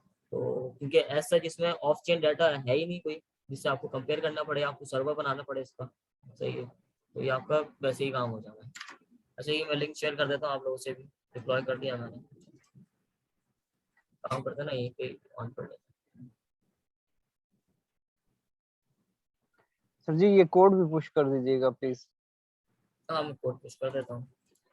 सर इसमें एक चीज पूछनी थी आपसे, ये बाइंग एंड सेलिंग कैसे होगा? मिंट तो हो जाएगा, जब ऑलरेडी मैंने एक मिंट कर लिया तो मैं उसको सेल कैसे करूंगा इन द सेम कॉन्ट्रैक्ट? देखिए, आप कॉन्ट्रैक्ट में लिखेंगे ना फंक्शन, कि आप सबसे पहले प्राइस ऐड होगी, सही है, कि आपके पास कितनी प्राइस पे सेल कर रहे हैं, लिस्ट होगा बेसिकली, तो वो लिस्ट हुआ, सही है, तो आपने मैपिंग में डाल दिया कि यार ये लिस्ट हुआ है, सही है, और इसकी ये प्राइस है, फॉर एग्जाम्पल एक एनएफटी आपने मिंट कर लिया, उसकी प्राइस आपने सेट की 0.01, सही है। अब कोई यूजर आता है तो आपने क्या पास करना है, वहाँ पे टोकन आईडी पास करनी है, और पेबल फंक्शन होगा जहाँ पे उसको चेक करेगा कि यार इसके पास इतना बैलेंस है भी नहीं है, सही है। आप उसके में पेबल फंक्शन आपको वेब3 में आप वैल्यू ट्रांसफर करोगे उसमें, सही है, वो परचेज कर लेगा, सही है, और वो जब परचेज करेगा तो उसकी ऑनरशिप डायरेक्टली चेंज अपडेट हो जाएगी, सही है। नहीं तो वो तो फिर ये हमें उसकी एक लिस्ट का फंक्शन बनाना पड़ेगा ना, जिसके अंदर मुझे पहले अथॉरिटी देनी पड़ेगी कि ये मैं लिस्ट कर रहा हूँ, नहीं तो कोई भी हाँ, आगे वो वही किसी का। बता रहा हूँ ना मैं, सेल का जी जी बेसिकली वो सेल है या लिस्ट कह लें उसे आप, बेसिकली जी आप जी। उसको सही है, तो वो आपने दोनों चीजें पुट करने की, टोकन आईडी आपने बतानी होगी और आपने दूसरा उसका अमाउंट बताना पड़ेगा, टोकन आईडी आपके पास मैप हुई है, सही है, तो आपको पता चल जाएगा, सही है। जबकि आपके पास अमाउंट है वो आपने एंटर करवा देंगे यूजर से, सही है। तो बस ये, या फिर इसको थोड़ा सा सिंपल रखवा देता हूँ मैं, सही है, कि उसमें कुछ फीसेस वगैरह ऐड कर देंगे, सही, कि मेट होते हुए भी फीस चार्ज हो, सही है, कि यूजर आके ऐसे मेट नहीं कर सकता, कोई चार्जेस होंगे, सही है। फॉर एग्जाम्पल 0.01 उसके मेंट फीस है, सही है, और जो मेंट कर रहा है वो, सही, वो मल्टीपल एनएफटीज मेंट कर सकता है, सही। तो आपने देखना होगा उसकी कैलकुलेशन, अगर वो 10 एनएफटी मेंट कर रहा है तो उसकी जो फी है वो भी मल्टीप्लाई होगी आपके ऑफ चेन ही, क्योंकि आपने क्या करना होगा, वेब के फंक्शन में उसकी वैल्यू ट्रांसफर करनी पड़ेगी, सही। तो वहाँ पे आप चेक भी लगाएंगे कि यार ये इसके पास इतना बैलेंस है भी जितना ये मिंट करने वाला है, सही। अगर नहीं है तो उसको पता है कि यार इनसफिशिएंट बैलेंस, अगर है तो फिर आप ट्रांजेक्शन प्रोसीड करेंगे, सही है। ट्रांजेक्शन प्रोसीड होगी तो फिर जो आगे की जो कंडीशन है वो ऐसे ही चलनी है, सही है। और जो विड्रॉ ईथ ऑनर कर सकते हैं कि उसके पास ईथ आ जाए, सही है। तो उसको कुछ सिंपल रख लें, लेकिन बाइंग सेलिंग अगर रख ले तो वो ज्यादा बेहतर है, तो वो ऑप्शनल में रख दूंगा, अगर कोई करना चाह रहा है तो अच्छी बात है, सही है। तो बस ये सर यहाँ एक दूसरा बंदा सवाल अपना था। अगर अपना तो अगर अपने जो ना मेंट करना हो टोकन, वो फिर सारी इंफॉर्मेशन डालेगा पहले, क्या इन्फॉर्मेशन डालेगा वो? पिक्चर उसके जो ना एक नहीं मैं ये बता रहा हूँ ना आपको, इसमें ऑप्शन की देखिए, ऑप्शन तो आपने सिर्फ इसका जो जैसे मैंने अभी जेसन चला है बिल्कुल वैसे ही चलेगा, सही है। उसमें ऐसा आपको ऑप्शन डाटा की कोई जरूरत ही नहीं, आप सिर्फ इसको टोकन आईडी और प्राइस ऑनर एड्रेस पे सारा चल रहा होगा, सही है। टोकन आईडी से आपको उसकी प्राइस भी मिल सकती है कि कितने प्राइस पे लिस्ट हुआ है, क्या ये लिस्ट हुआ भी नहीं हुआ है, सही। और टोकन आईडी से आपको उसका ऑनर भी मिल जाएगा, और जो करंट ऑनर है, सही, मतलब जो अभी बेसिक करंट यूजर है, आपको उसका वेब से एड्रेस आ रहा होता है, तो आप उसे कंपेयर कर सकते हो कि यार ये ऑनर है तो अपना एनएफटी परचेस नहीं कर सकता, ये सेल कर सकता है।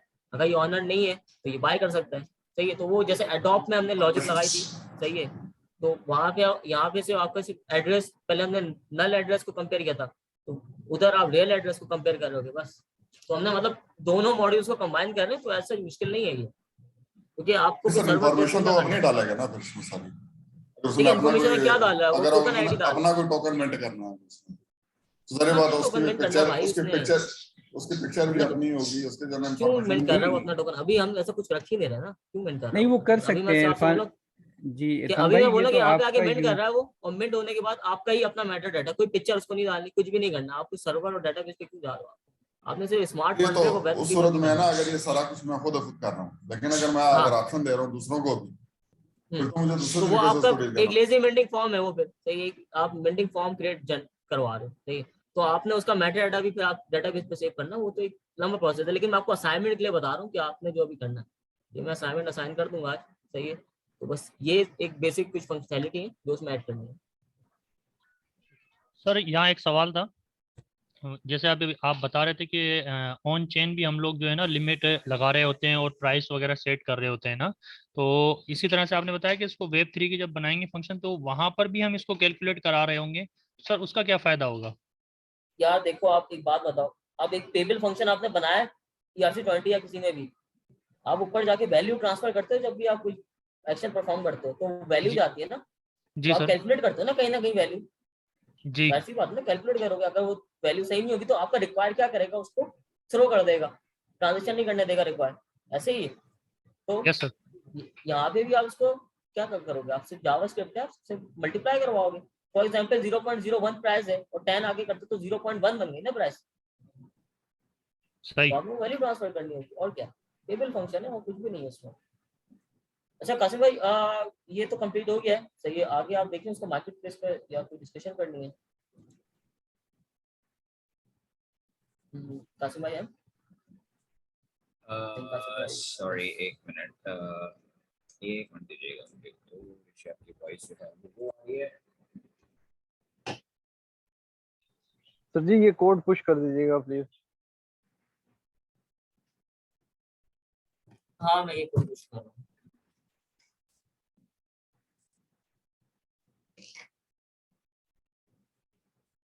जी मुझसे क्या बोल रहे हैं? हाँ मैं कासिम भाई कह रहा हूँ कि मार्केट प्लेस ये कंप्लीट हो गया है, इसका वेब सॉकेट का जो था ना प्रोजेक्ट, तो ये आप मार्केट प्लेस वाला देख लें, आपको उस पर और ऐसे डिस्कशन करनी है। अच्छा, सो बेसिकली ये मैं कहूँगा एक्चुअली ये मार्केट प्लेस तो ऐसा नहीं बना, बट ये है कि आप बेसिकली क्या कर रहे हैं कि you can basically it's a kind of market place where you can pre generated जो है वो सेल या वो हो रहा है, और आप न्यू जो है वो। अच्छा, दूसरी बात ये है कि हमने प्राइस जनरेशन इसमें एडअप कर दिए कि हम प्राइस जो है वो दोबारा रख सकें या नहीं बाय कैसे में वो नाउ। असाइनमेंट में ही है कि अगर वो सेल कर रहा है सही है तो मतलब उसको फिर कैंसिल लिस्ट करके दोबारा करना पड़ेगा, लेकिन असाइनमेंट में ये रखा है कि वो सिर्फ वन टाइम प्राइस सेट कर देगा सही है, लेकिन वो फिर एक अनदर फंक्शनैलिटी की वो जाके कैंसिल भी कर सकता है सही है। तो अगर वो ऑनर है तो उसके बाद वो बटन भी आ जाए कि यार this असाइनमेंट क्या already दिया list है? है। अच्छा असाइनमेंट में ये है कि कासिम भाई यहाँ पे अभी तो हमारे पास पहले एनएफटी मिंट हो रहे हैं ना सही, तो एनएफटी मिंट करते हुए एक तो उसमें फी होगी सही है, और वो मल्टीपल एनएफटीज भी मिंट कर सकता है। फॉर एग्जांपल 5 करना चाह रहा है या 4 करना चाह रहा है 10 करना चाह रहा है, उसकी लिमिट ऐड कर देंगे। उसके बाद अगर वो एनएफटीज मिंट होके लिस्ट हो गए सही है अच्छा, आप तो अपनी वो स्क्रीन शेयर। अच्छा मैं छोड़ देखिए विजिबल है। जी जी। हाँ तो अगर वो लिस्ट हो गए सही है, अब बेसिकली मिंट हो गए, मिंट होने के बाद वो लिस्ट कर सकता है ठीक है। अगर वो लिस्ट कर रहा है तो कोई सेकंड यूजर आके उसको परचेज भी कर सकता है उस बेस ऑफ प्राइस पे जो प्राइस पे आपने लिस्ट किया। अच्छा, तो हम यहाँ अभी प्राइस भी नहीं बता रहे हैं ना? नहीं यहाँ पे अभी ये सिर्फ सॉकेट बेसिकली सॉकेट बेचता है ये सारा सही है कि आपके रियल टाइम कहीं अच्छा, बाय भी का आप मिंट ऑप्शन कर भी रहे हैं तो हम लिस्ट कर रहे हैं। बस अभी नहीं हमने बाय अभी का ये सिर्फ ऑप्शन ये भी। मिंटिंग है, अभी ये सिर्फ सिंपल मिंटिंग हो रही है और डाटा अपडेट होगा ये, क्योंकि मैंने इनको असाइनमेंट जो लास्ट दिया उसमें भी ERC 721 था सही है। अभी जो है वो काइंड ऑफ मॉड्यूल बन गया दोनों को मर्ज करके सही है। अच्छा जी, अब एक्चुअल में हमारा जो एक तो देखें, अब मिंट एनएफटी हो गया हमारा, ठीक है, चले एनएफटी तो बन गया। अब हमें उसकी प्राइसिंग देनी है और बाय नाउ का ऑप्शन क्या है कि भाई लोग बाय कर सकें उसको। इसमें ये बेसिकली असाइनमेंट है कर आपका, तो आपको समझ में आ रही है कि आप लोग क्या करेंगे इसमें, किस तरह से बनाएंगे इसको? इसके अगेंस्ट में कोई क्वेश्चन हो तो पूछें। यहाँ तक सब कुछ समझ में आ गया? यहाँ तक आप लोग कर लेंगे इजीली? जी सर।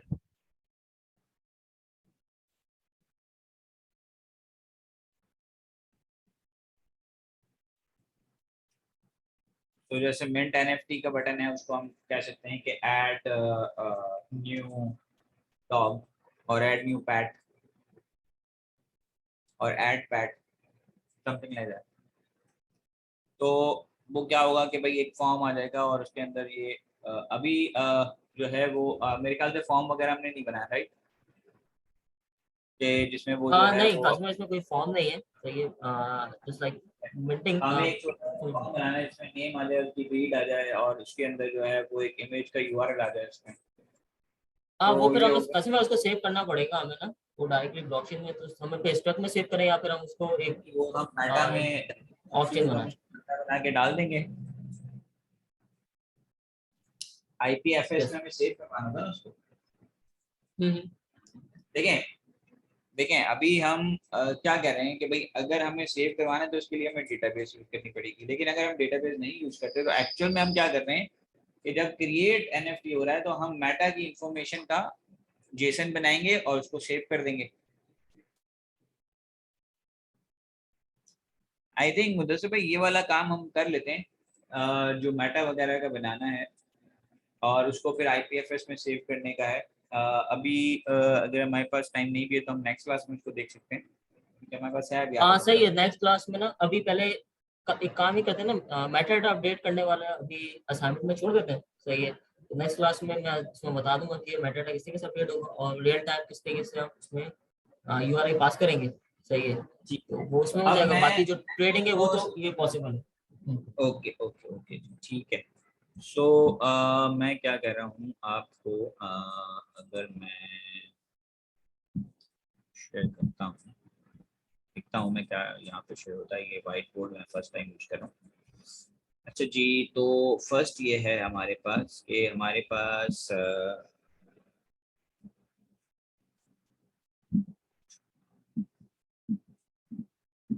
तो देखिए पहले तो हमारे पास होगा क्रिएट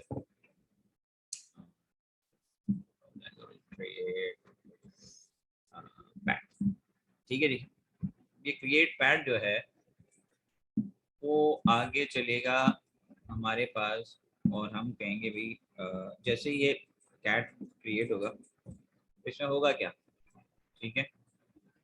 अभी जो हमने काम करवाया है उसमें क्या हो रहा है, मिंट हो रहा है।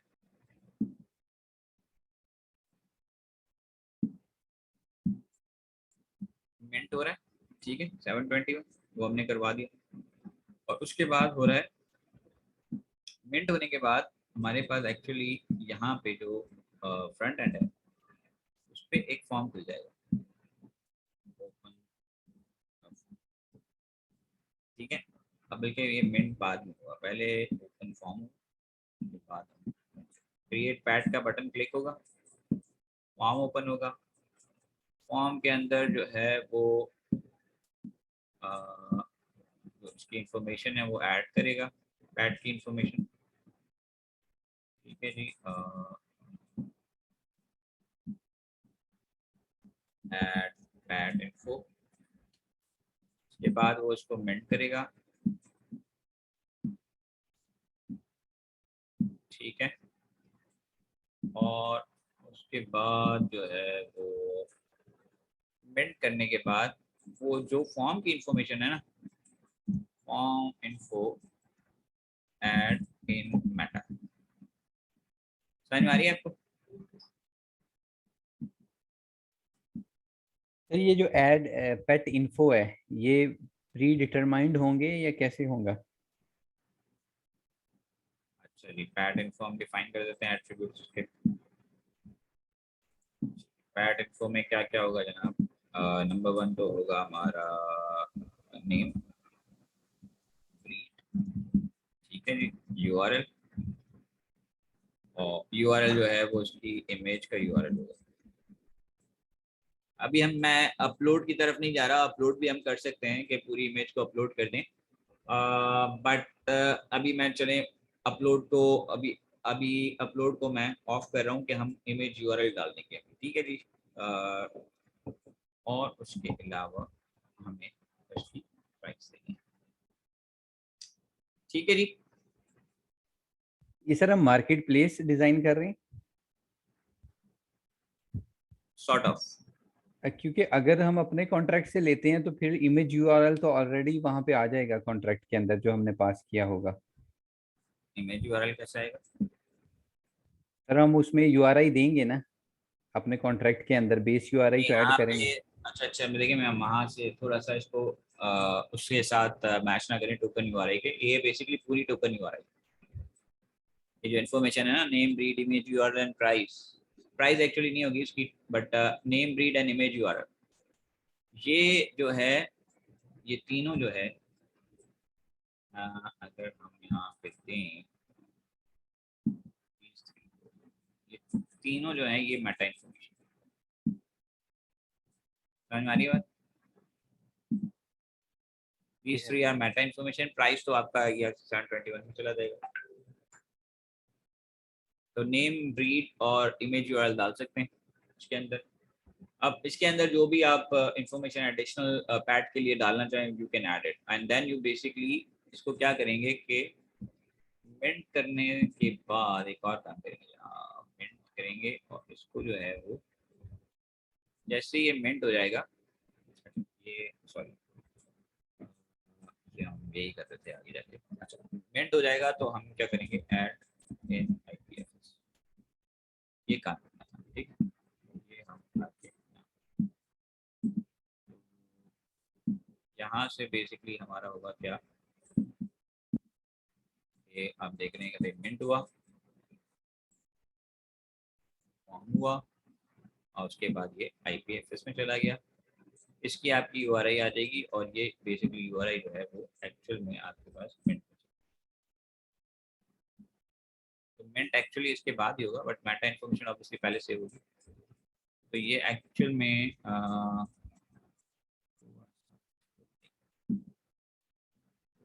ये जो है ये आएगा लास्ट में, पहले आपका जो है ऐड इन्फो होगी, ठीक है जी, और फॉर्म इन्फो जो है वो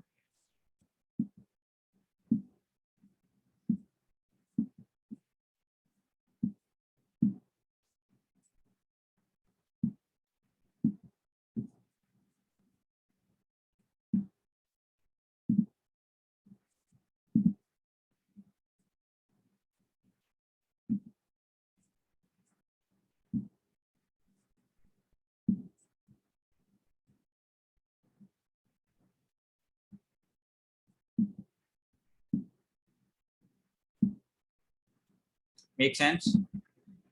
समझ में आ रही है? अब ये मिंट हो जाएगा, ठीक है। मिंट होगा तो इसकी क्या आएगी, एक टोकन आईडी आएगी आपके पास।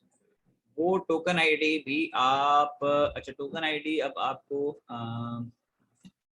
कहीं स्टोर करनी पड़ेगी, क्योंकि ये, अच्छा टोकन आईडी नहीं, टोकन आईडी शो करने की जरूरत नहीं है। अच्छा टोकन आईडी हमें शो करनी पड़ेगी। अच्छा यहाँ से आप क्या करेंगे, जैसे ये मिंट होगा तो आप इसको व्यू करवा देंगे, व्यू पैक, ठीक है जी। और व्यू के अंदर आप नेम, ब्रीड, इमेज, यूआरएल, इसकी प्राइस, अच्छा प्राइस का पूछना पड़ेगा ना, व्यू पैड करवाएंगे। जैसे ही मिंट हो गया या मिंट सक्सेसफुल हो गया तो मिंट के अंदर हमारे पास क्या होगा कि उसको साइन करना पड़ेगा और उसके बाद मिंट होगा ये, ठीक है। वॉलेट से उसको साइन करना पड़ेगा, मिंट होगा, मिंट के बाद वो व्यू पैड आएगा। और पैड जब मिंट, अच्छा ये प्राइस जो है ना इस वक्त नहीं आएगी, इसके पास प्रॉब्लम हो जाएगा अगर प्राइस आ जाएगी, सॉरी। प्राइस तो फिर लिस्टिंग के टाइम पे आएगी ना, पहले तो मिंट हो जाएगा वो। बिल्कुल सही कहा। या फिर ऐसे भी हो सकता है कि आपने हम प्राइस उसको, यहाँ पे नहीं आएगी। पैड व्यू के बाद, व्यू पैड जब होगा तो उसके बाद आपका क्या होगा, एक सेलिंग मेथड ऑन जाएगा। मिंटिंग के टाइम पे भी हम प्राइस दे सकते हैं, दोनों तरीके हैं कि आप पे करके मिंट करें। मिंटिंग के वक्त तो आप प्राइस डिफाइन कर रहे हैं ना, ठीक है। तो ये मिंटिंग का जो प्रोसेस है उसके अंदर बेसिकली होगा क्या कि आपकी डिफाइन हो जाएगी। अच्छा ये एक्चुअल में जो प्राइस है, अभी मैं ये कह रहा हूँ कि आप ERC 721 में ही इसको सेव कर दें, तो ये इसी वक्त हो जाएगी बेसिकली, मिंट के वक्त। हम इसको अलग नहीं कर रहे, क्या करते हैं कि इसको इसी वक्त बता देते हैं, ठीक है। जो व्यू जब होगा आपका तो प्राइस भी आप इसी में दे दें, ताकि वो हम ERC 721 में ही सेव कर दें उसकी प्राइस। और जब ये बिकेगा वापस तो इसकी प्राइस जो है वो दोबारा से हमारे पास ऑप्शन होगा कि हम उसको चेंज कर, अपडेट कर दें प्राइस। तो ये प्राइस जो है इसको NFT में ही रखिएगा, ठीक है। NFT में ऑलरेडी है मेरे ख्याल से प्राइस का एट्रीब्यूट्स, ठीक है। ये मिंट हुआ आपका, ये पहले ये फॉर्म होगा IPFS पे, IPFS के अंदर एक जो मेटा इन्फॉर्मेशन या मेटा URI जो बनेगी वो यहाँ जाएगी और व्यू पैड हो जाएगा, ठीक है। अब यहाँ पे बाय का प्रोसेस आएगा और कोई भी इसे बाय कर सकता है। तो बाय का जो प्रोसेस है उसमें क्या होगा, बाय के प्रोसेस में उसको जो भी प्राइस है, ठीक है। अच्छा अब प्राइस हमारी होगी ईथ में, ऑब्वियस की बात है। तो ईथ में जो भी प्राइस होगी वो उसको पे करेगा और वो फिर आगे चलना शुरू कर देगा। अच्छा यहाँ ये वाला जो चीज है, ये जो आपको बनानी है, इसमें कोई कंफ्यूजन है, कोई ऐसी चीज जो आपको समझ में ना आ रही हो?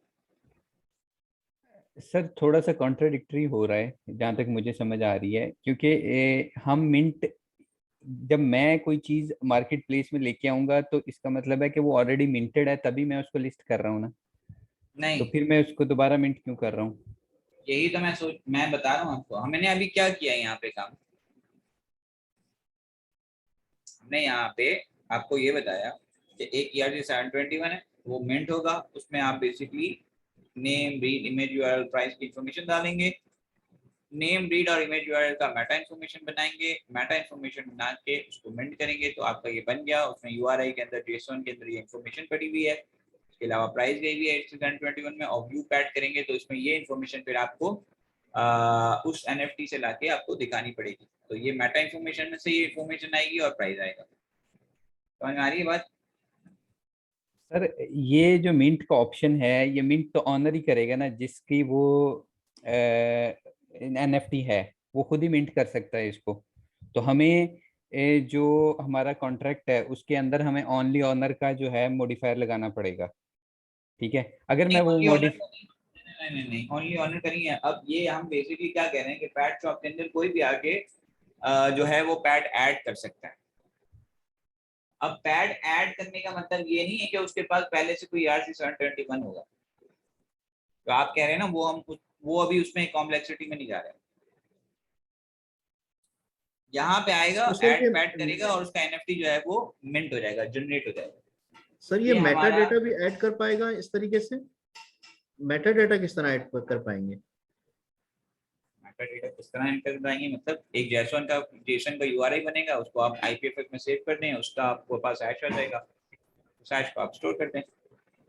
लेकिन वो तो एक ही दफा अपडेट होगा ना आईपीएफएस सर्वर पे, उसकी तो एक ही दफा हमको आईडी मिलेगी। URL वो तो एक ही दफा की चीज है ना, वो बार बार थोड़ी होगी।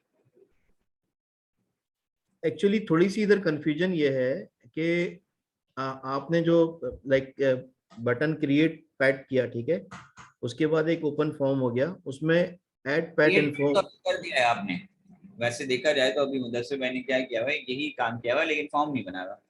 हाँ सही कह रहे हैं, लेकिन अब ऐड जो पैट की इंफॉर्मेशन है वो जितने भी पैट्स हैं उनकी इंफॉर्मेशन एक दफा ऐड होगी या वन बाय वन ऐड करेंगे हम लोग? जो ऐड करेगा, जो मिंट करेगा वो ऐड करेगा। अच्छा, एक्चुअली यानी मिंट कि मिंटिंग का जो आपके प्रोसेस पास है, 100 पैट्स हैं तो 100 पैट्स की इंफॉर्मेशन एक ही दफा अपलोड होगी, राइट?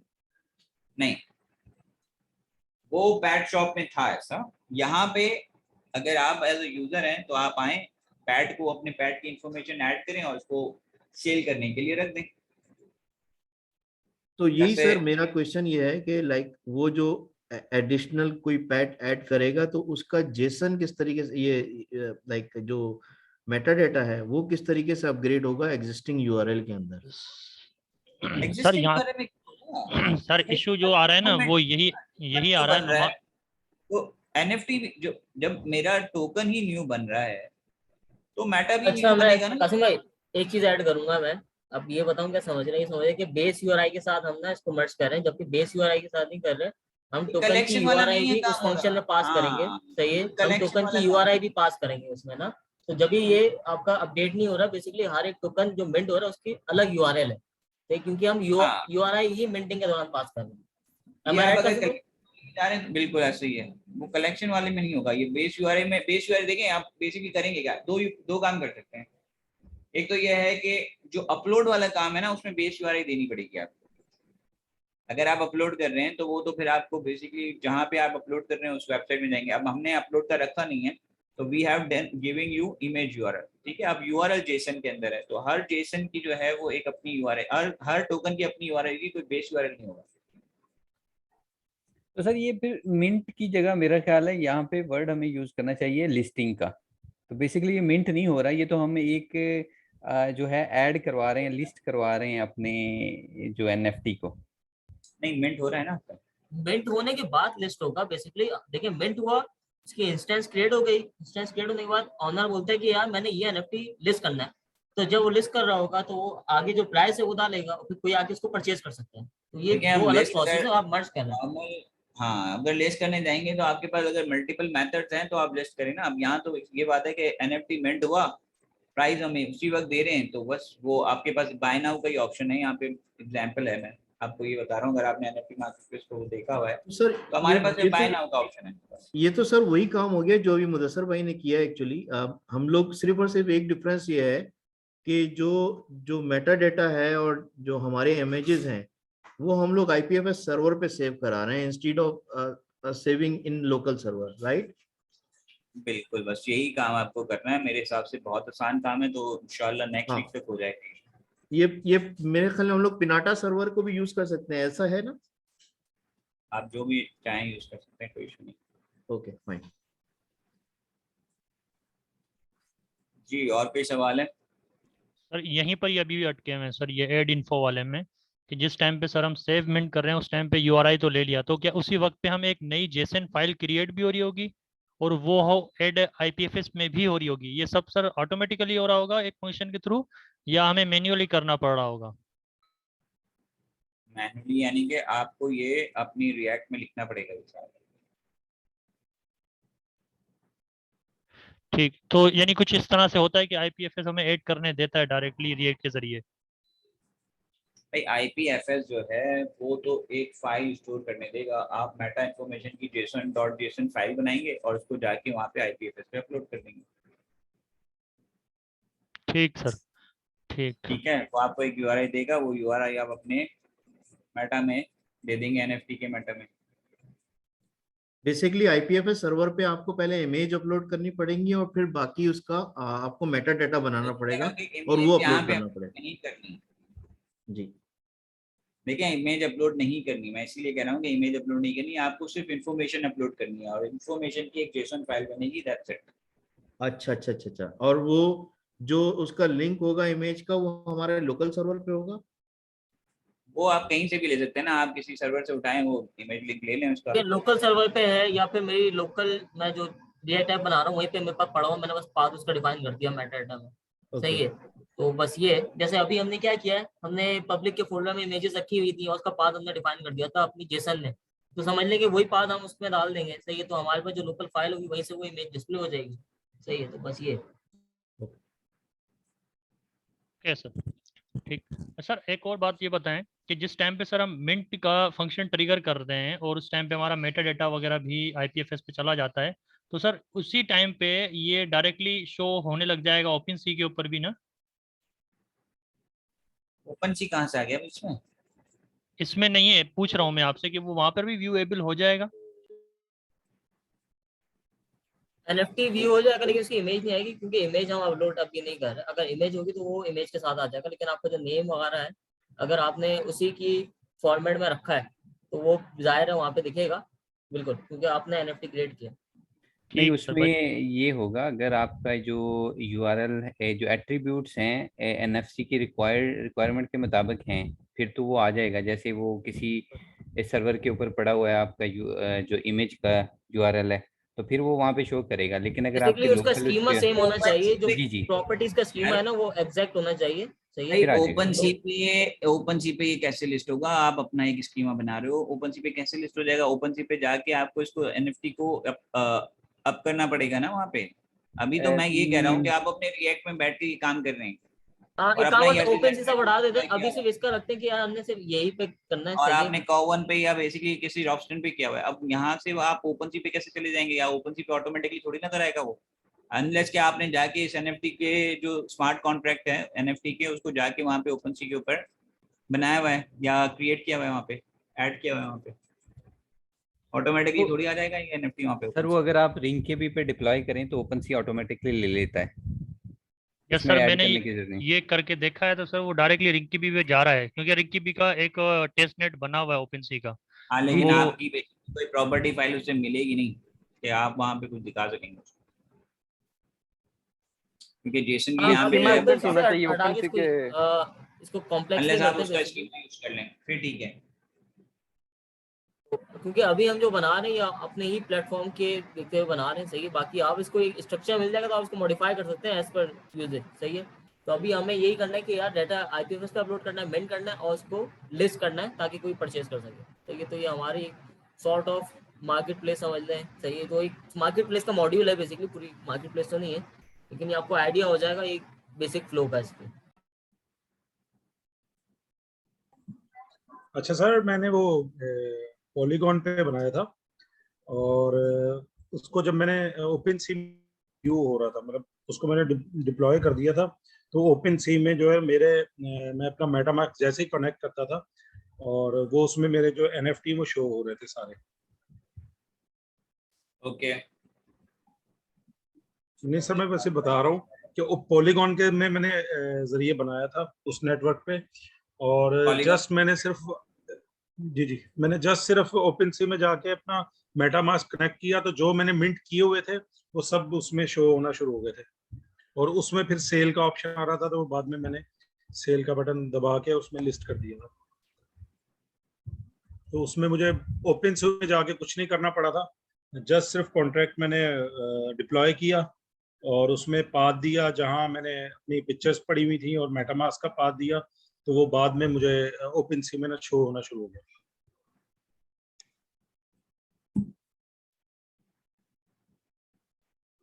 ओके जी, ठीक है, ओके मैं समझ गया। ओके, लेकिन वो बेसिकली अगेन वो बात वही है कि वो स्कीमा जो है वो अभी हम जस्ट एक लिमिटेड स्कीमा बना रहे हैं और वो भी अपना स्कीमा बना रहे हैं, तो वो एज इज नजर आएगा नहीं, सही से नजर नहीं आएगा। ठीक है, बहरहाल और कोई चीज जो इसमें तंग कर रही हो यहाँ पे?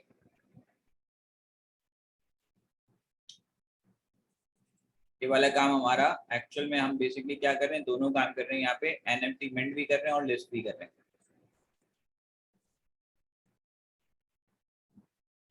समझ में आ रही है?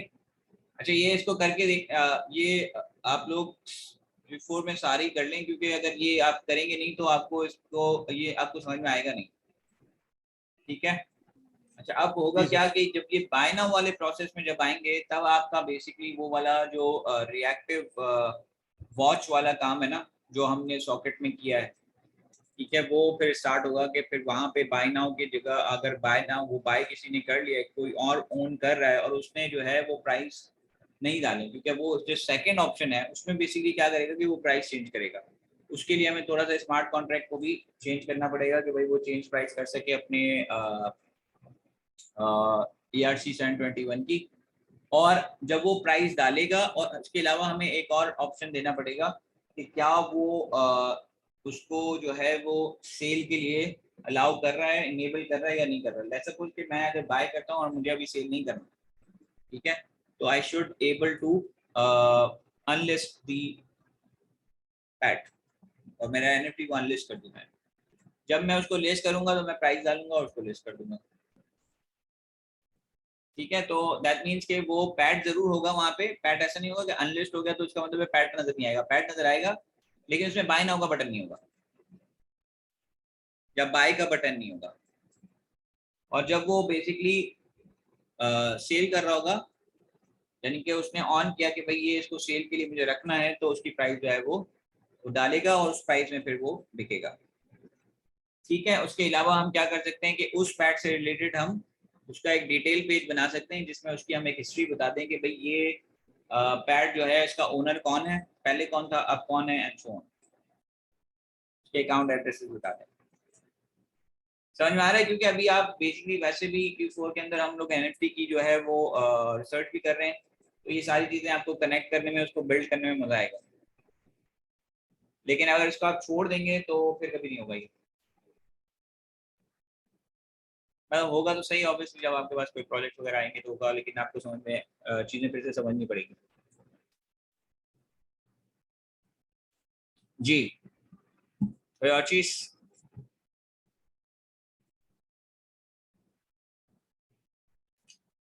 ओके जनाब, पेपर दे दिया आप सब लोगों ने, तो फर्स्ट क्विज हमारा हो गया, राइट? जी सर, दे दिया मैंने सर। ओके जनाब, सो हमारा सेकंड क्विज जो है वो मेरे ख्याल से क्विकली आ जाएगा, क्योंकि तकरीबन हम सेकंड क्विज की सारी चीजें जो है वो ऑलमोस्ट सेकंड नहीं, हमारा एक्चुअल शायद थर्ड क्विज आ जाएगा। सेकंड क्विज जो है उसमें ये हम, अच्छा ये हम ऑब्वियसली ये हम क्रिएट रिएक्ट ईथ पढ़ रहे हैं।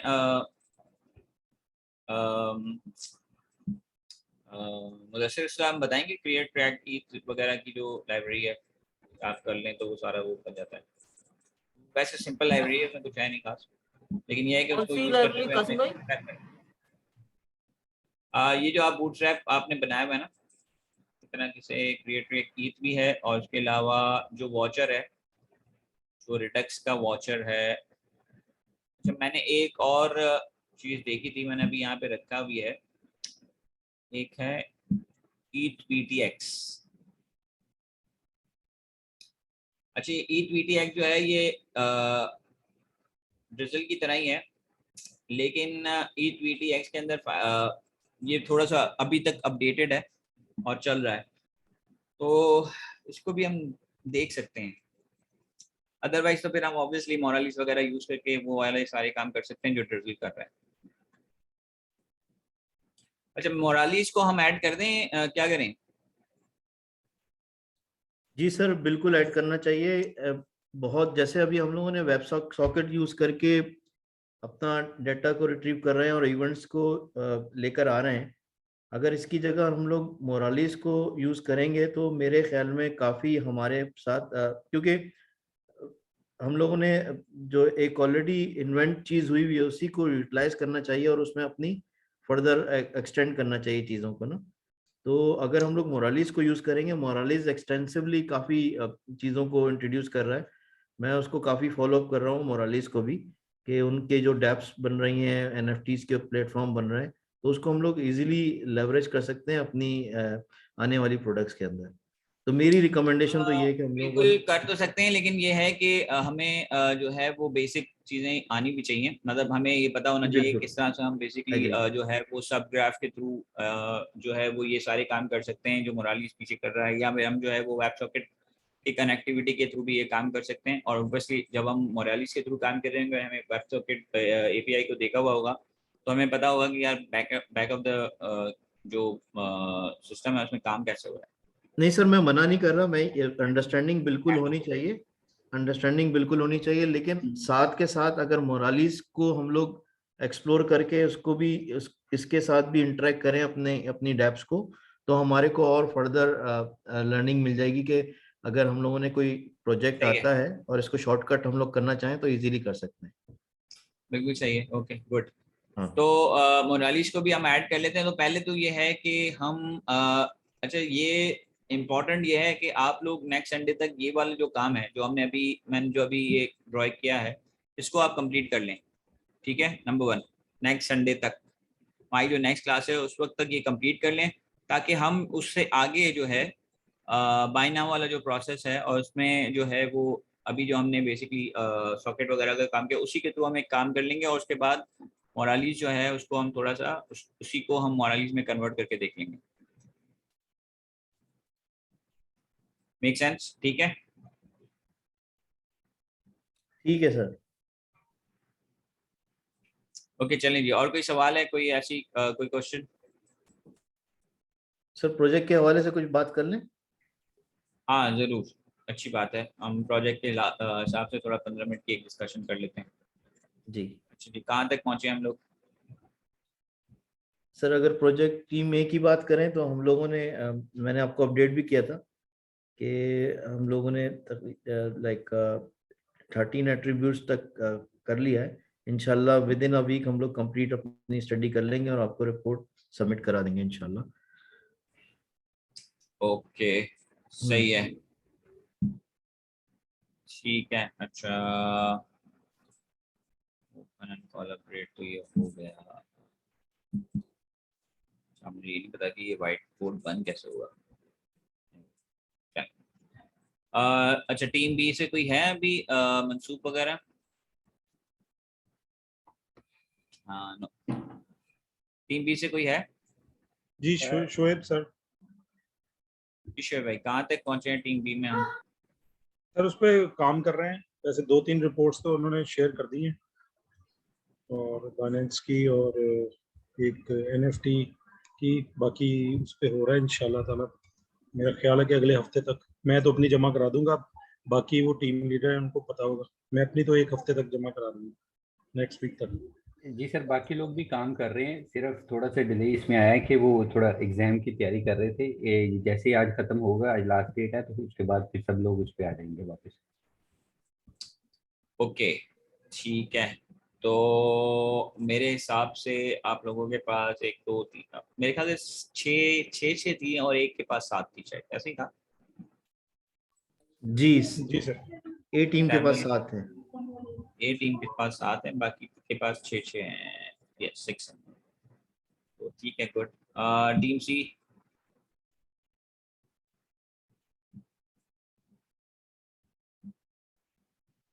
टीम जी सी से अस्सलाम कोई है? वालेकुम सर। जी सर, मैं उमैरियास बात कर रहा हूँ टीम सी से। Actually sir due to university exams मैं कुछ फॉलो नहीं कर सका। इंशाल्लाह ताला विद इन 1 to 3 days मैं उसके ऊपर वर्किंग करके आपको सबमिट करवा दूंगा। अच्छा तो अभी अभी अपडेट्स नहीं है कि क्या काम हुआ है क्या नहीं हुआ? नहीं सर, मैं आई थिंक फॉलो आप नहीं कर। लोग गिटहब पे कर रहे थे राइट, अली वसाम वगैरह? जी जी भी सर।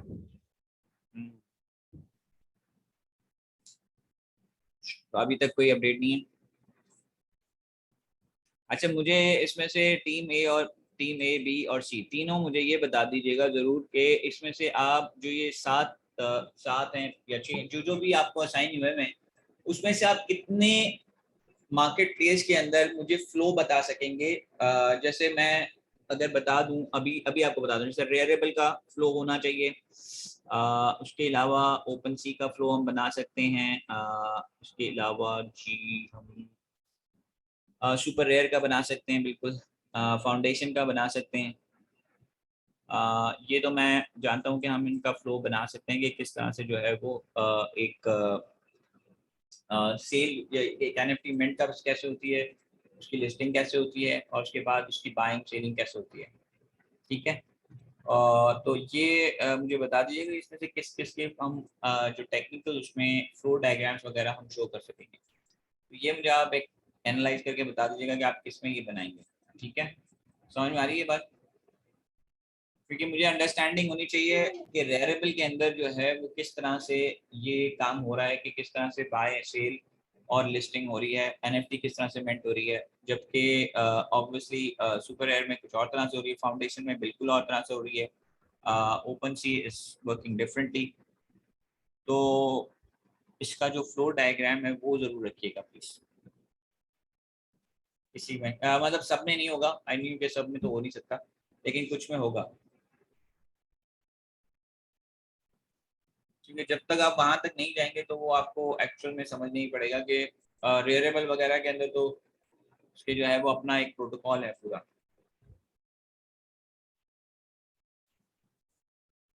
ठीक है जी।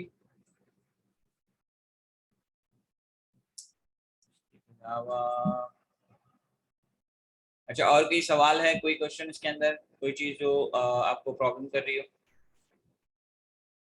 अच्छा, ये जो फ्लो डायग्राम आपने बात की है,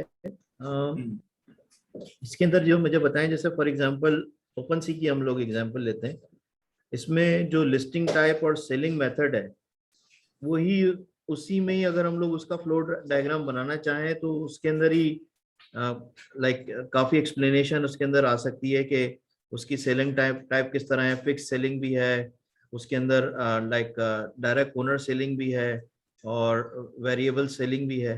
तो इस तरीके के फ्लो डायग्राम की बात कर रहे हैं आप? एक फ्लो जो है ना वो एक्चुअल में ये होगा कि हमारा एक मिनट, मुझे एक मिनट दें, मैं आपको इसको बेहतर एक्सप्लेन कर देता हूँ।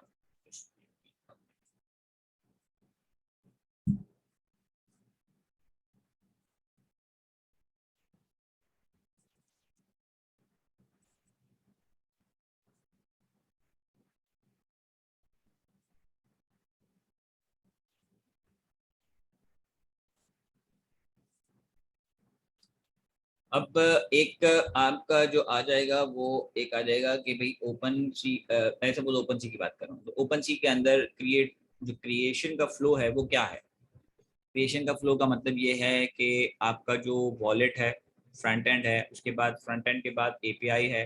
अच्छा, एपीआई जो होगी वो ऑब्वियसली वो ओपन सी जो है वो एपीआई से इंटरेक्ट कर रहा होगा। उसके बाद how the market place actually works. Market place का मतलब ये है कि क्या वो अपनी डेटाबेस में क्या क्या स्टोर कर रहा है, इथेरियम में क्या जा रहा है, ठीक है, एक्सचेंज कॉन्ट्रैक्ट हो रहा है वो किस तरह से हो रहा है। उसके अलावा उसका जो क्रिएशन का फ्लो है, मिसाल के तौर पे ओपन सी के अंदर जो है वो स्मार्ट कॉन्ट्रैक्ट जो है वो डिप्लॉय होता है, उसके अंदर जो है वो डिप्लॉयमेंट जैसे ही होती है इथेरियम के अंदर, तो वहाँ पे फिर आप इवन डिप्लॉय के वक्त आप क्रिएट कलेक्शन भी यूज कर सकते हैं, मिंट न्यू टोकन टोकन जो है वो मिंट होता है, ट्रांजैक्शन एग्जीक्यूट होती है टोकन होने के बाद, और फिर आप जब मिंट कर लेते हैं तो एडिंग जो है वो मेटा डेटा भी हो रहा होता है, और उसके बाद उसकी लिस्टिंग हो रही होती है। लिस्टिंग के वक्त जो है, लिस्टिंग से पहले जो मेटा डेटा जो है वो आपका आईपीएफएस के अंदर स्टोर हो रहा है। तो इस तरह की चीजें हैं जो आप डिफाइन कर सकते हैं इसके अंदर। और अगर उसके अंदर आप उसके अलावा उसके अंदर अगर आप जो है वो कोई वीडियो या ऑडियो ट्यूटोरियल डाल सकते हैं कि किस तरह से जो है वो आप एनएफटी क्रिएट कर सकते हैं, लिस्ट कर सकते हैं। जैसे अगर लेट्स सपोज कि कोई एक ऑप्शन है फ्रीज मेटा डेटा का, तो भाई फ्रीज मेटा डेटा क्या कर रहा है, तो शुड बी समथिंग कि भाई वहाँ पे आना चाहिए उसका, तो वो क्या चीज़ है। ये मैं आप सीधा सीधा ऑप्शन बता रहा हूँ। ठीक है सर।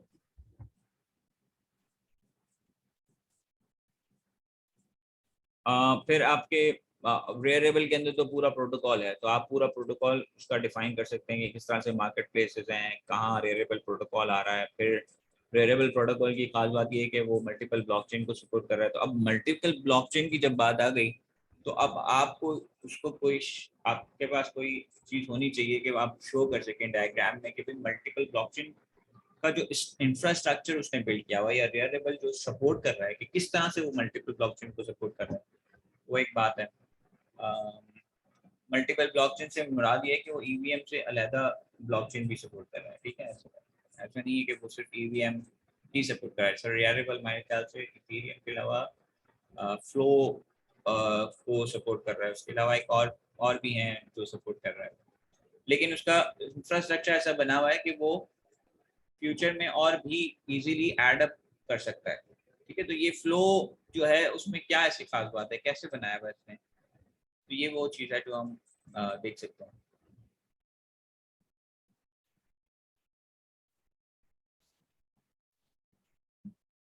फिर उसके अंदर भी ऑब्वियसली एक्सचेंज का मैकेनिज्म है, कभी एक्सचेंज का मैकेनिज्म कैसे चल रहा है,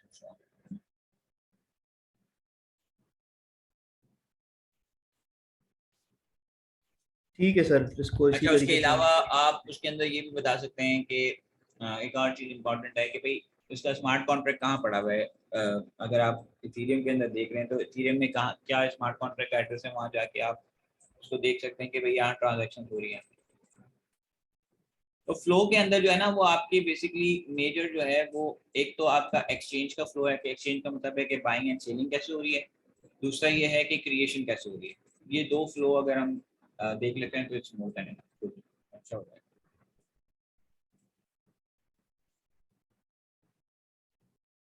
है। स्पेशली अगर आप ओपन सी का बना सकेंगे तो फिर आपको एक्सी इंफिनिटी में बनाने में मजा आएगा, क्योंकि Axie Infinity is slightly different.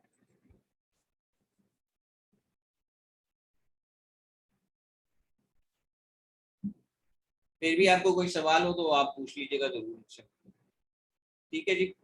ठीक है sir. Okay, thank you very much, Allah हाफ़िज़। अच्छा, ये जो इमेज है मुझे पता नहीं है ये रुकेगी या नहीं रुकेगी, प्लीज इसको जो है वो जरूर आप स्नैपशॉट ले लें। देख लेता हूँ कि स्नैपशॉट फ्लो शेयर किया हो चेक व्हाट्सएप।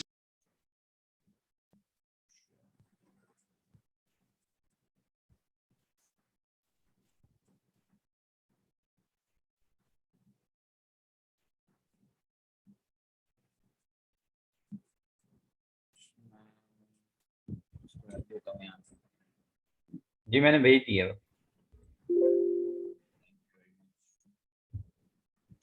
जो वेरिएबल का ना वो मैंने उसका फ्लो है ना जो मल्टी चेन वो शेयर किया वो चेक।